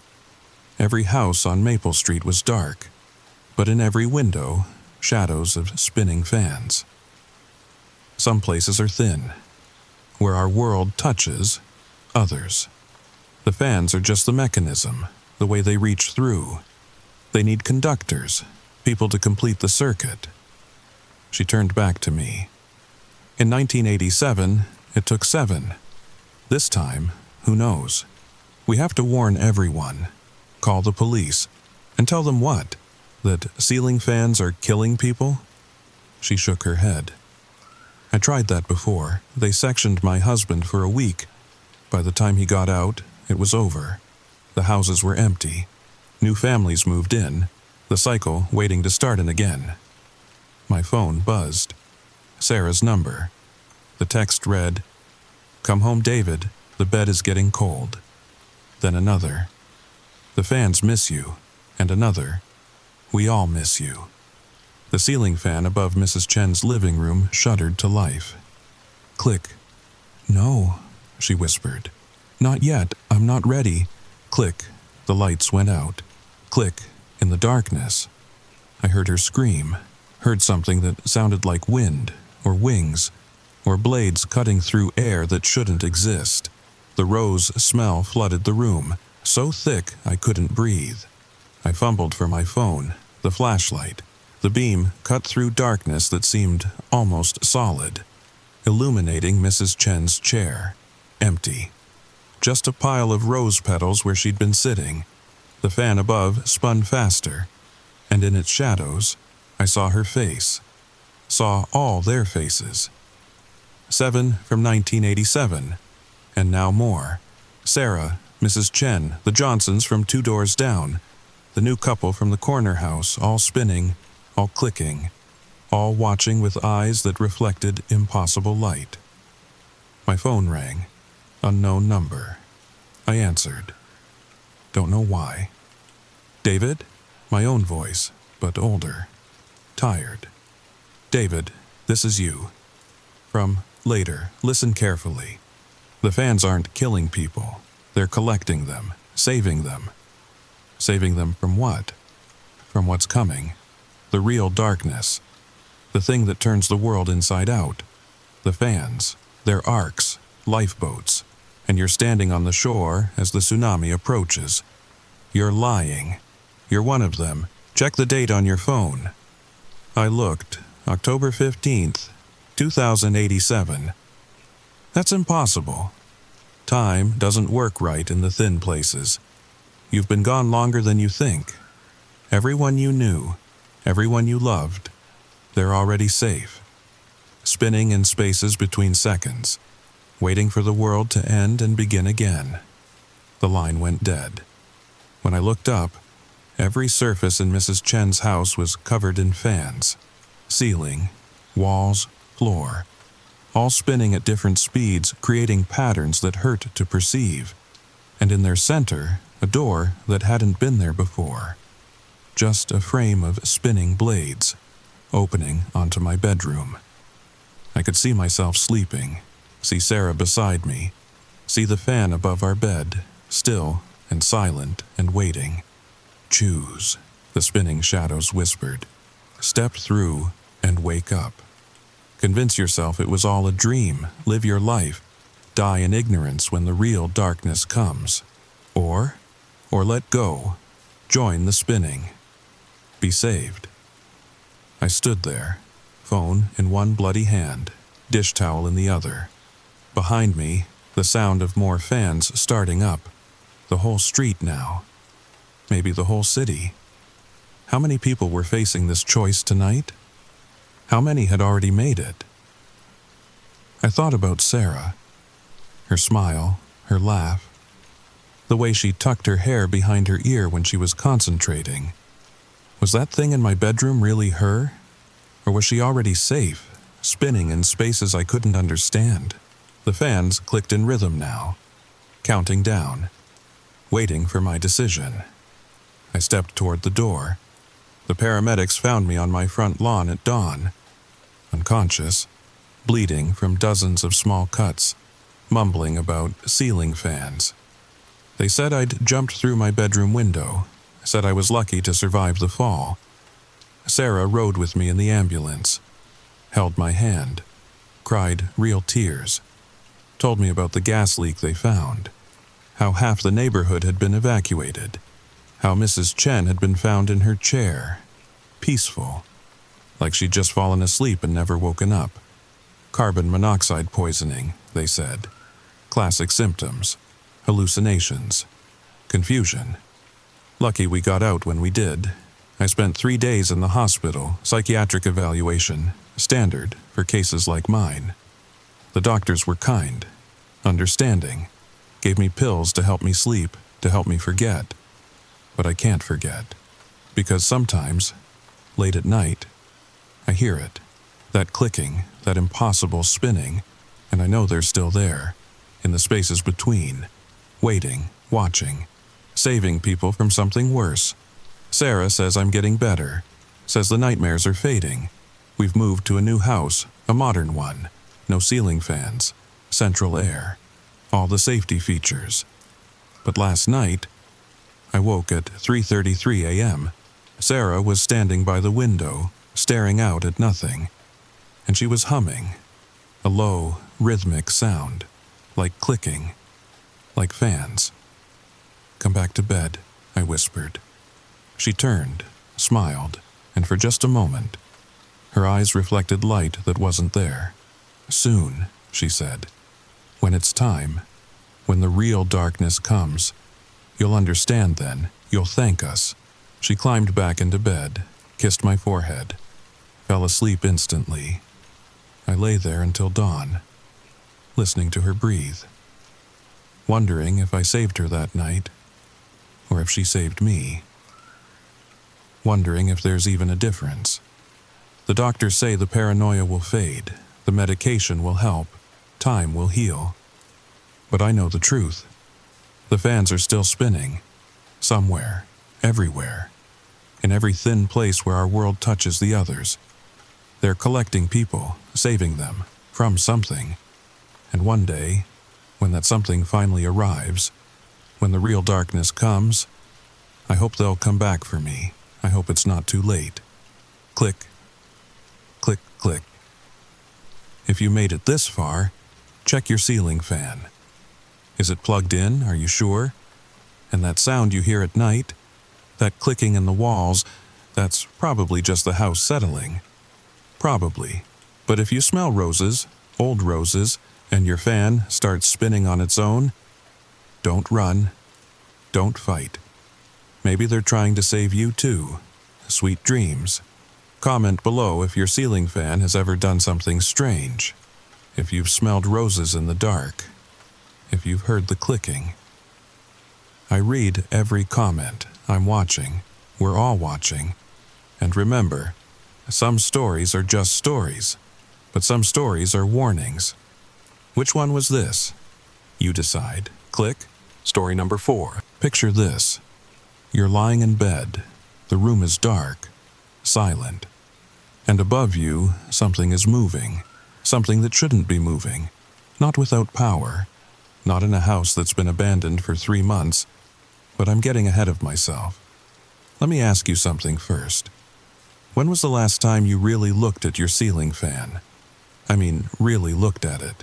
Because after what happened to me last summer in that old Victorian on Maple Street, I can't stop staring at mine, especially at night, especially when it's perfectly still. If you're listening to this alone, in the dark, you might want to turn on a light. Trust me on this one, the story begins now. The realtor's key stuck in the lock. Sarah Mitchell, that was her name. She fumbled with it for a good 30 seconds before the old mechanism finally gave way. The door to 447 Maple Street creaked open like something out of a bad horror movie. Except this wasn't a movie. This was my new home. Sorry about that. Sarah laughed nervously. These old Victorians. They have their quirks. I stepped inside and immediately noticed 2 things. First, the smell. Not bad exactly. Just old. Like dust mixed with something else I couldn't quite place. And second, the ceiling fan in the living room was spinning. Slowly, lazily, making this soft whoosh, whoosh, whoosh sound. Oh, Sarah's face went pale. That's odd. The power's been off for months. We both stood there, watching it turn, round and round, the brass blades catching what little sunlight filtered through the dirty windows. Must be the wind, I said, though every window was closed, and the air inside was perfectly still. Sarah forced another laugh. Yes, of course, the wind. But I caught her glancing back at it as she showed me through the rest of the house, and when we returned to the living room 20 minutes later, it was spinning faster. I should have left right then, should have thanked Sarah for her time and looked for another place. But the rent was perfect. The location was ideal, and I needed somewhere to stay after the divorce. So I signed the papers, took the keys, and moved in that same afternoon. That first night, I lay in bed listening to the fan. Even from upstairs I could hear it. Whoosh, whoosh, whoosh. Hypnotic almost, like a heartbeat, like breathing. I must have dozed off because I woke to silence. Complete silence. The kind that presses against your eardrums. I grabbed my phone. 3:17 a.m. The numbers glowed too bright in the darkness. Something made me get up, made me creep downstairs, my bare feet cold against the hardwood. And there it was. The fan. Perfectly still. Not moving at all. I stood there in my pajamas, watching it, waiting. And then, so slowly I almost missed it, one blade began to move, just one, while the others stayed frozen. It turned maybe an inch, then stopped. I rubbed my eyes, looked again. All 5 blades were perfectly aligned, perfectly still. Must have imagined it. Must have been half asleep still. But as I turned to go back upstairs, I heard it, a whisper, so soft I couldn't make out the words, coming from above, from the fan. I ran, took the stairs 2 at a time, locked my bedroom door, and spent the rest of the night with every light on, telling myself it was just the house settling, just my imagination. Just in the morning, I called my buddy Jake, electrician, best in town. Asked him to come check the wiring. Maybe there was still power running to that fan somehow. Maybe there was a logical explanation. Jake showed up around noon, tool belt and all. I led him to the living room where the fan was spinning lazy circles in the summer heat. See? I pointed up. No power to the house, but... Jake frowned, pulled out one of those voltage detector pens, waved it near the switch. Nothing. Climbed his ladder, checked the fixture. Nothing. "This is impossible," he muttered, then louder. "This is literally impossible. There's no power here, none." We watched it spin for a while, neither of us saying what we were both thinking. Finally, Jake packed up his tools. "You want my advice?" He didn't wait for an answer. "Get out, find another place. I've been doing this 20 years and I've never... This isn't right." But I was stubborn, always have been, and I'd already paid first and last month's rent, plus security deposit. That was money I couldn't afford to lose. So I stayed. The second week was when things got... stranger. The fan would speed up whenever I walked under it. Slow down when I left the room. Like it was watching me, following me. I started avoiding the living room altogether. Ate my meals in the kitchen. Watched TV on my laptop in bed. But I could still hear it. Always spinning, always... Then came the night I heard footsteps. I was reading. Some thriller about a missing girl, trying to take my mind off things. When I heard them. Soft at first.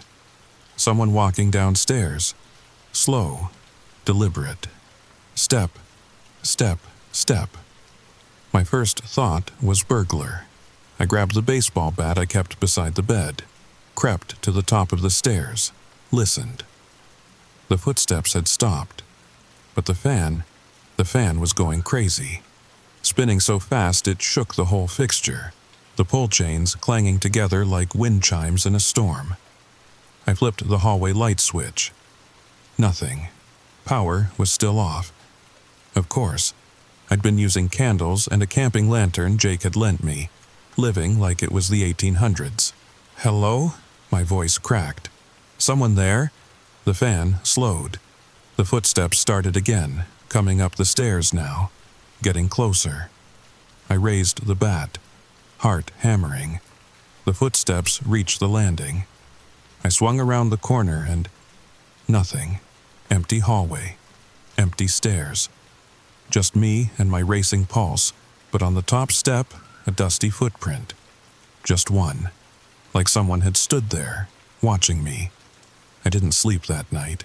Or the next. By the third day I was seeing things, shadows that moved when they shouldn't. Shapes in my peripheral vision. The exhaustion was getting to me. Had to be. That's when I decided to research the house. Sometimes knowing helps. Sometimes understanding the history makes things less scary. So I spent an afternoon at the library, digging through old records, newspaper archives, property deeds. 447 Maple Street, built in 1894 by a banker named William Ashford.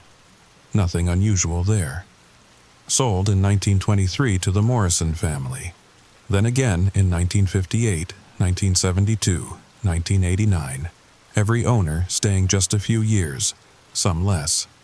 But it was an article from 2003 that made my blood run cold. Local woman found dead in historic home. Margaret Chen, 34 years old, found at the bottom of the stairs, neck broken.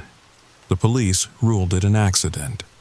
Said she must have tripped in the dark, but her sister was quoted saying Margaret had been complaining about strange noises, about feeling watched, about the ceiling fan that wouldn't stop spinning. I photocopied the article, hands shaking, because I recognized the woman in the grainy newspaper photo. Had seen her before, standing at the top of my stairs, watching me sleep, sitting in the living room under that spinning fan. Only she looked exactly the same as in the photo, hadn't aged a day in 20 years, because she couldn't age, because she was... No, I wasn't going there. Wasn't going to let my tired brain conjure up ghost stories. There had to be another explanation, always is. But that night, things escalated. I was in the kitchen, making a sandwich by lantern light, when I heard it. My name, clear as day, coming from the living room. David, soft, female, almost musical. David, come here. Every instinct screamed at me to run, pack my stuff and get out. But something else, curiosity maybe, or that stubborn streak, made me walk toward the voice. The living room was darker than usual, my lantern barely penetrating the gloom, but I could see the fan, spinning faster than ever, and beneath it, a woman, sitting on my couch, head tilted back, watching the blades go round and round. "You came," she said without looking at me. "They always come eventually." "Who are you?" My voice was barely a whisper. She turned then, and I saw her face, Margaret Chen, looking exactly like her newspaper photo, except for her eyes. They were wrong, too bright, too aware, like she was seeing something beyond me, through me.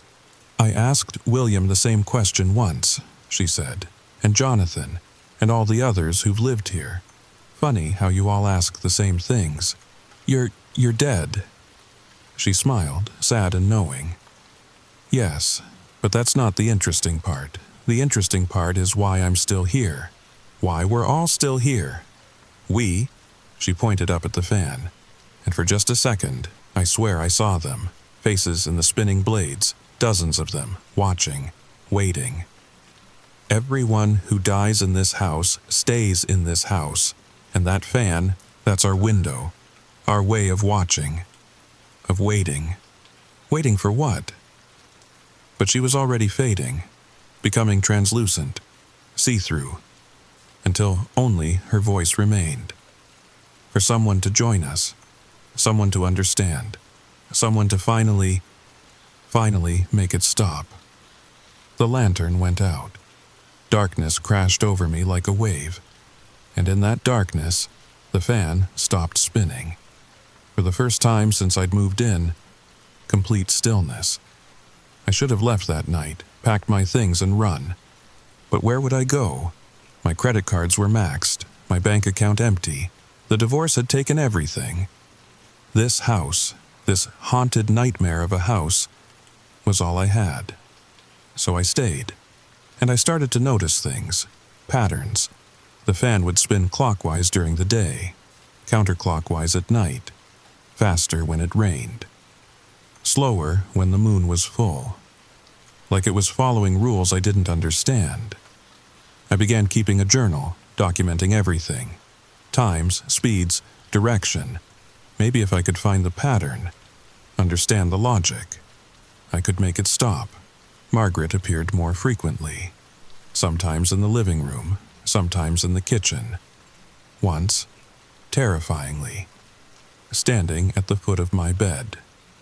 We would talk, or rather, she would talk and I would listen, telling me about the others, the ones in the fan, William Ashford, the banker who built the house, hung himself in the attic after the market crash of 1907. Jonathan Morrison fell down the stairs in 1934, or was pushed, Margaret wasn't sure. Sarah Williams, carbon monoxide poisoning in 1962, though the furnace was working fine. "We're all here," she would say, "all watching, all waiting. The fan keeps us here, keeps us spinning, round and round, forever and ever." I asked her once why she didn't just move on, go into the light, or whatever ghosts were supposed to do. She laughed, a sound like wind through broken glass. "You think we haven't tried? The fan won't let us. It needs us, feeds on us, and one day it will feed on you too." That's when I started researching the fan itself. Not the house, the fan. Had Jake come back, reluctantly, to help me take it down? But when he climbed the ladder, reached for the fixture, something happened. The ladder shook, violent, like someone was pushing it. Jake lost his balance. Would have fallen if I hadn't caught him. We both stood there, staring up at the fan, now spinning so fast the blades were a blur. "I'm done," Jake said, grabbed his ladder, his tools. "I'm done with this place, and if you're smart, you'll be done too." But I wasn't smart, I was desperate. Desperate to understand, desperate to break free, so I kept digging. Library records, online archives, historical societies. Until I found it. A receipt, dated 1894, for one ceiling fan. Custom made by a company called Whitmore & Sons. A company that, according to everything I could find, never existed. No records, no advertisements, no other customers. Just this one fan, for this one house. I drove to the address on the receipt. An old warehouse district. Most of the buildings abandoned, boarded up, but one still had a sign, faded, barely readable. Whitmore & Sons, Electrical Innovations. The door was unlocked. Inside, dust and shadows, empty shelves, broken windows, but in the back room, filing cabinets, dozens of them, all locked except one. Inside, blueprints, technical drawings, and a journal, handwritten, signed by one Ezekiel Whitmore, dated 1893. I sat on the dusty floor, reading by flashlight, and what I read changed everything. Ezekiel Whitmore wasn't an electrician. He was an inventor, an occultist, a man obsessed with the boundary between life and death. The fan wasn't just a fan, it was a machine, a trap, designed to capture souls, to harness their energy, to spin forever on the power of the dead. "The human soul contains immeasurable energy," he wrote, "energy that dissipates upon death, unless it can be captured, contained, converted into perpetual motion." William Ashford hadn't just bought a fan. He'd funded an experiment, and when he died, he became the first test subject. The journal ended with a warning, or maybe a promise. The machine will run forever, fed by those who die within its field, growing stronger with each soul, until the day it has enough power to do what it was truly designed for. But the next page was torn out. Whatever the fan's true purpose, Ezekiel had taken that secret to his grave. I drove home in a daze, the pieces falling into place. The fan didn't just trap souls, it used them, like batteries, and every person who died in that house made it stronger. Margaret was waiting in the living room, sitting under the fan, looking sadder than I'd ever seen her. "You found it," she said. "The truth. How do I stop it?" She shook her head. "You don't. No one does. We tried everything, cutting the power, breaking the blades. Nothing works. It always comes back, always keeps spinning. There has to be a way. There is." Her voice was barely a whisper. "But you won't like it." I sat beside her, a ghost and a man, both trapped in our own ways. "Tell me, the fan needs a certain number of souls to complete its purpose, whatever that is. We don't know how many, but we're close. So close, maybe one more, maybe two." The implication hit me like a physical blow. I'm saying you have a choice. Leave now. Tonight. Never come back. Let someone else be the final soul, or stay. Let it take you. And maybe when the fan has enough, it will finally stop. Maybe we'll all be free. I looked up at the fan, still spinning, always spinning.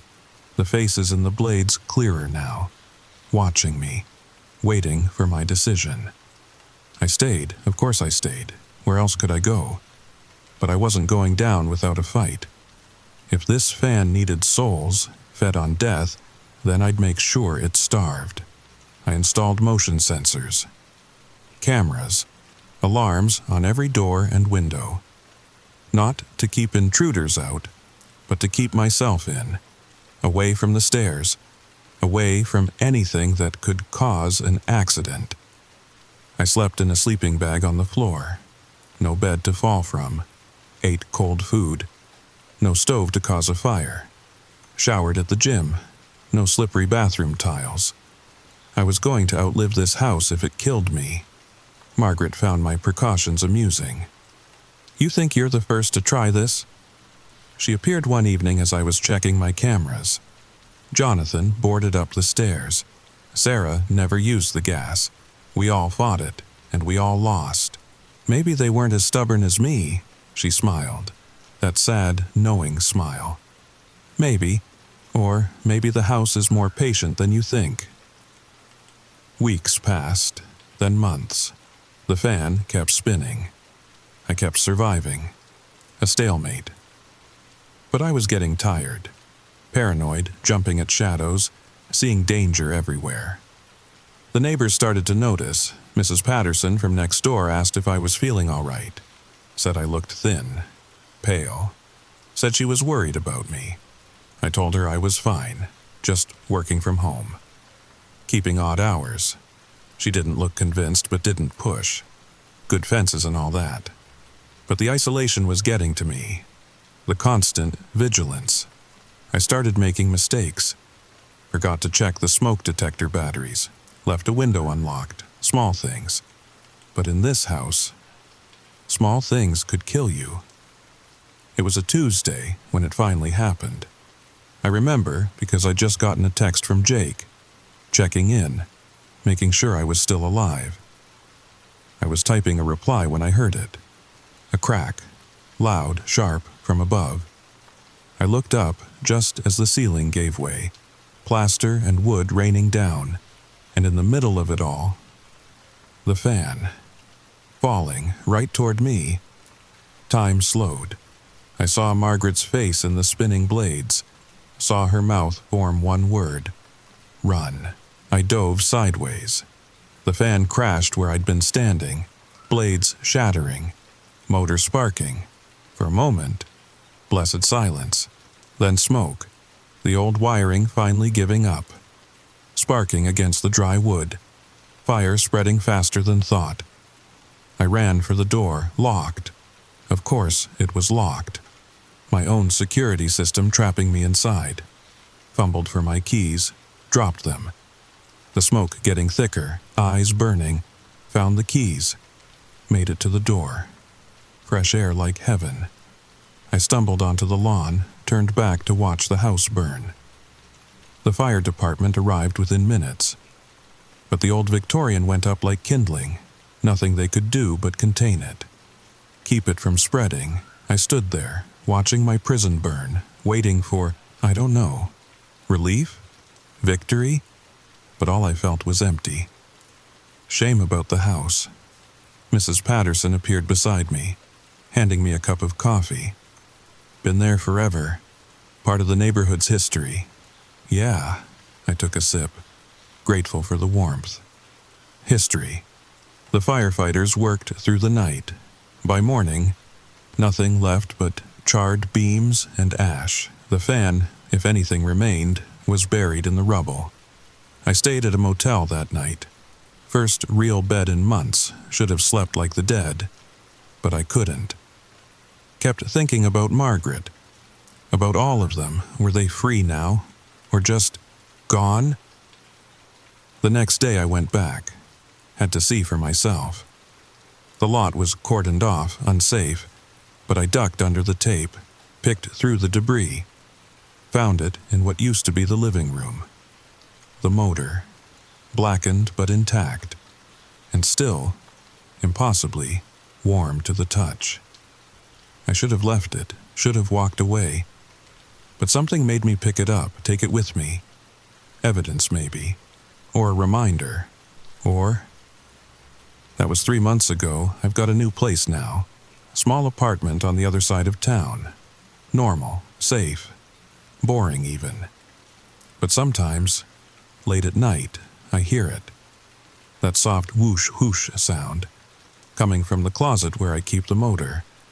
And sometimes, I swear I hear her voice. Margaret, faint but clear. It's not over. It's never over. The fan always comes back, always keeps spinning. I tell myself it's just my imagination. PTSD from everything that happened. But deep down, I know better. Because last week, I saw an ad. New Victorian for rent. Recently renovated after a fire. Great price. Perfect location. 447 Maple Street. And in the living room, clearly visible in the listing photos, a ceiling fan, brass blades, pull chains, identical to the one that burned. I called the realtor, just to check, just to be sure. Oh yes, she said. Previous tenant insisted we install that exact model. Said it was period appropriate, isn't it beautiful? And the strangest thing, it started spinning the moment we put it up, even without power. Must be the air currents or something. I hung up, sat there staring at the burned motor in my closet, feeling it pulse with that impossible warmth. The fan always comes back, always keeps spinning. And someday, someone else will move into that house. Someone else will hear the whispers, see the faces, make the same choice I did. Unless I do something about it. Unless I find out what Ezekiel Whitmore tore from that journal. What the fan's true purpose is. What happens when it finally has enough souls. Because I kept one page from his notes. One I didn't mention before. A list of addresses, other houses, other cities, all built around the same time. All by clients of Whitmore and Sons. 12 houses total, 12 fans, 12 traps spinning in the darkness. Collecting souls for God knows what purpose. And if I'm right, if my math is correct, they're all nearly full, all waiting for just 1 or 2 more souls to complete whatever Ezekiel started over a century ago. So I've made a decision. Maybe a stupid one, maybe a dangerous one. But I can't just walk away, can't let other people stumble into these traps. Tomorrow, I'm driving to the second address. Birmingham, Alabama, 92 Elm Street. According to the property records, it's been on the market for 6 months. No one stays long. I wonder if their fan spins without power, too. Wonder if they have their own Margaret, their own collection of trapped souls. I'll find out soon enough. But here's the thing that keeps me up at night. That motor in my closet, the one I pulled from the ashes. Sometimes I catch myself staring at it, wondering what would happen if I found the right parts, the right pieces. Wondering if I could rebuild it. Study it, understand it. Maybe that's how it gets you in the end. Not through accidents or fires or falls down the stairs, but through curiosity, through the need to understand, through the very human desire to solve the unsolvable. Margaret warned me once, said the house was patient, said it would wait, but I don't think she understood. It's not the house that's patient, it's the fan, and it's still waiting. Still spinning somewhere. In 447 Maple Street, in Birmingham, in 10 other places I haven't found yet. Waiting for someone like me. Someone stubborn enough to dig deeper. Curious enough to keep searching. Foolish enough to think they can stop it. But I have to try, because if I don't, if I just walk away, then Margaret and all the others died for nothing. Trapped for nothing. And eventually, Someone else will move into one of those houses. Someone else will hear the whispers, see the faces, make the same mistakes. So tomorrow I drive to Birmingham, and after that, Memphis, Houston, Portland, all of them. Maybe I'll find answers. Maybe I'll find a way to stop the fans, to free the souls, to end whatever Ezekiel Whitmore started. Or maybe, I'll just become another face in the blades, another whisper in the darkness, another warning that no one heeds. Either way, I have to know, have to try, because the fan is still out there, still spinning, still waiting. And if you're listening to this, if you've made it this far, do me a favor. Next time you see a ceiling fan in an old house, watch it carefully. Make sure it only spins when it should. Make sure it stops when you flip the switch. And if it doesn't, if it keeps spinning without power, run. Don't investigate. Don't try to understand. Just run. Because once you start watching the fan starts watching you. And it never, ever stops. Sweet dreams. Before you close your eyes tonight, before you drift off to sleep, leave a comment below. Tell me, is your ceiling fan moving right now? Even just a little? And more importantly, when did you last check if your power was actually on? Subscribe if you want to hear what I find in Birmingham, if I find anything at all, if I make it back. Some stories end with answers. This one's just beginning. The fan is still spinning, somewhere, always, and now, you know why.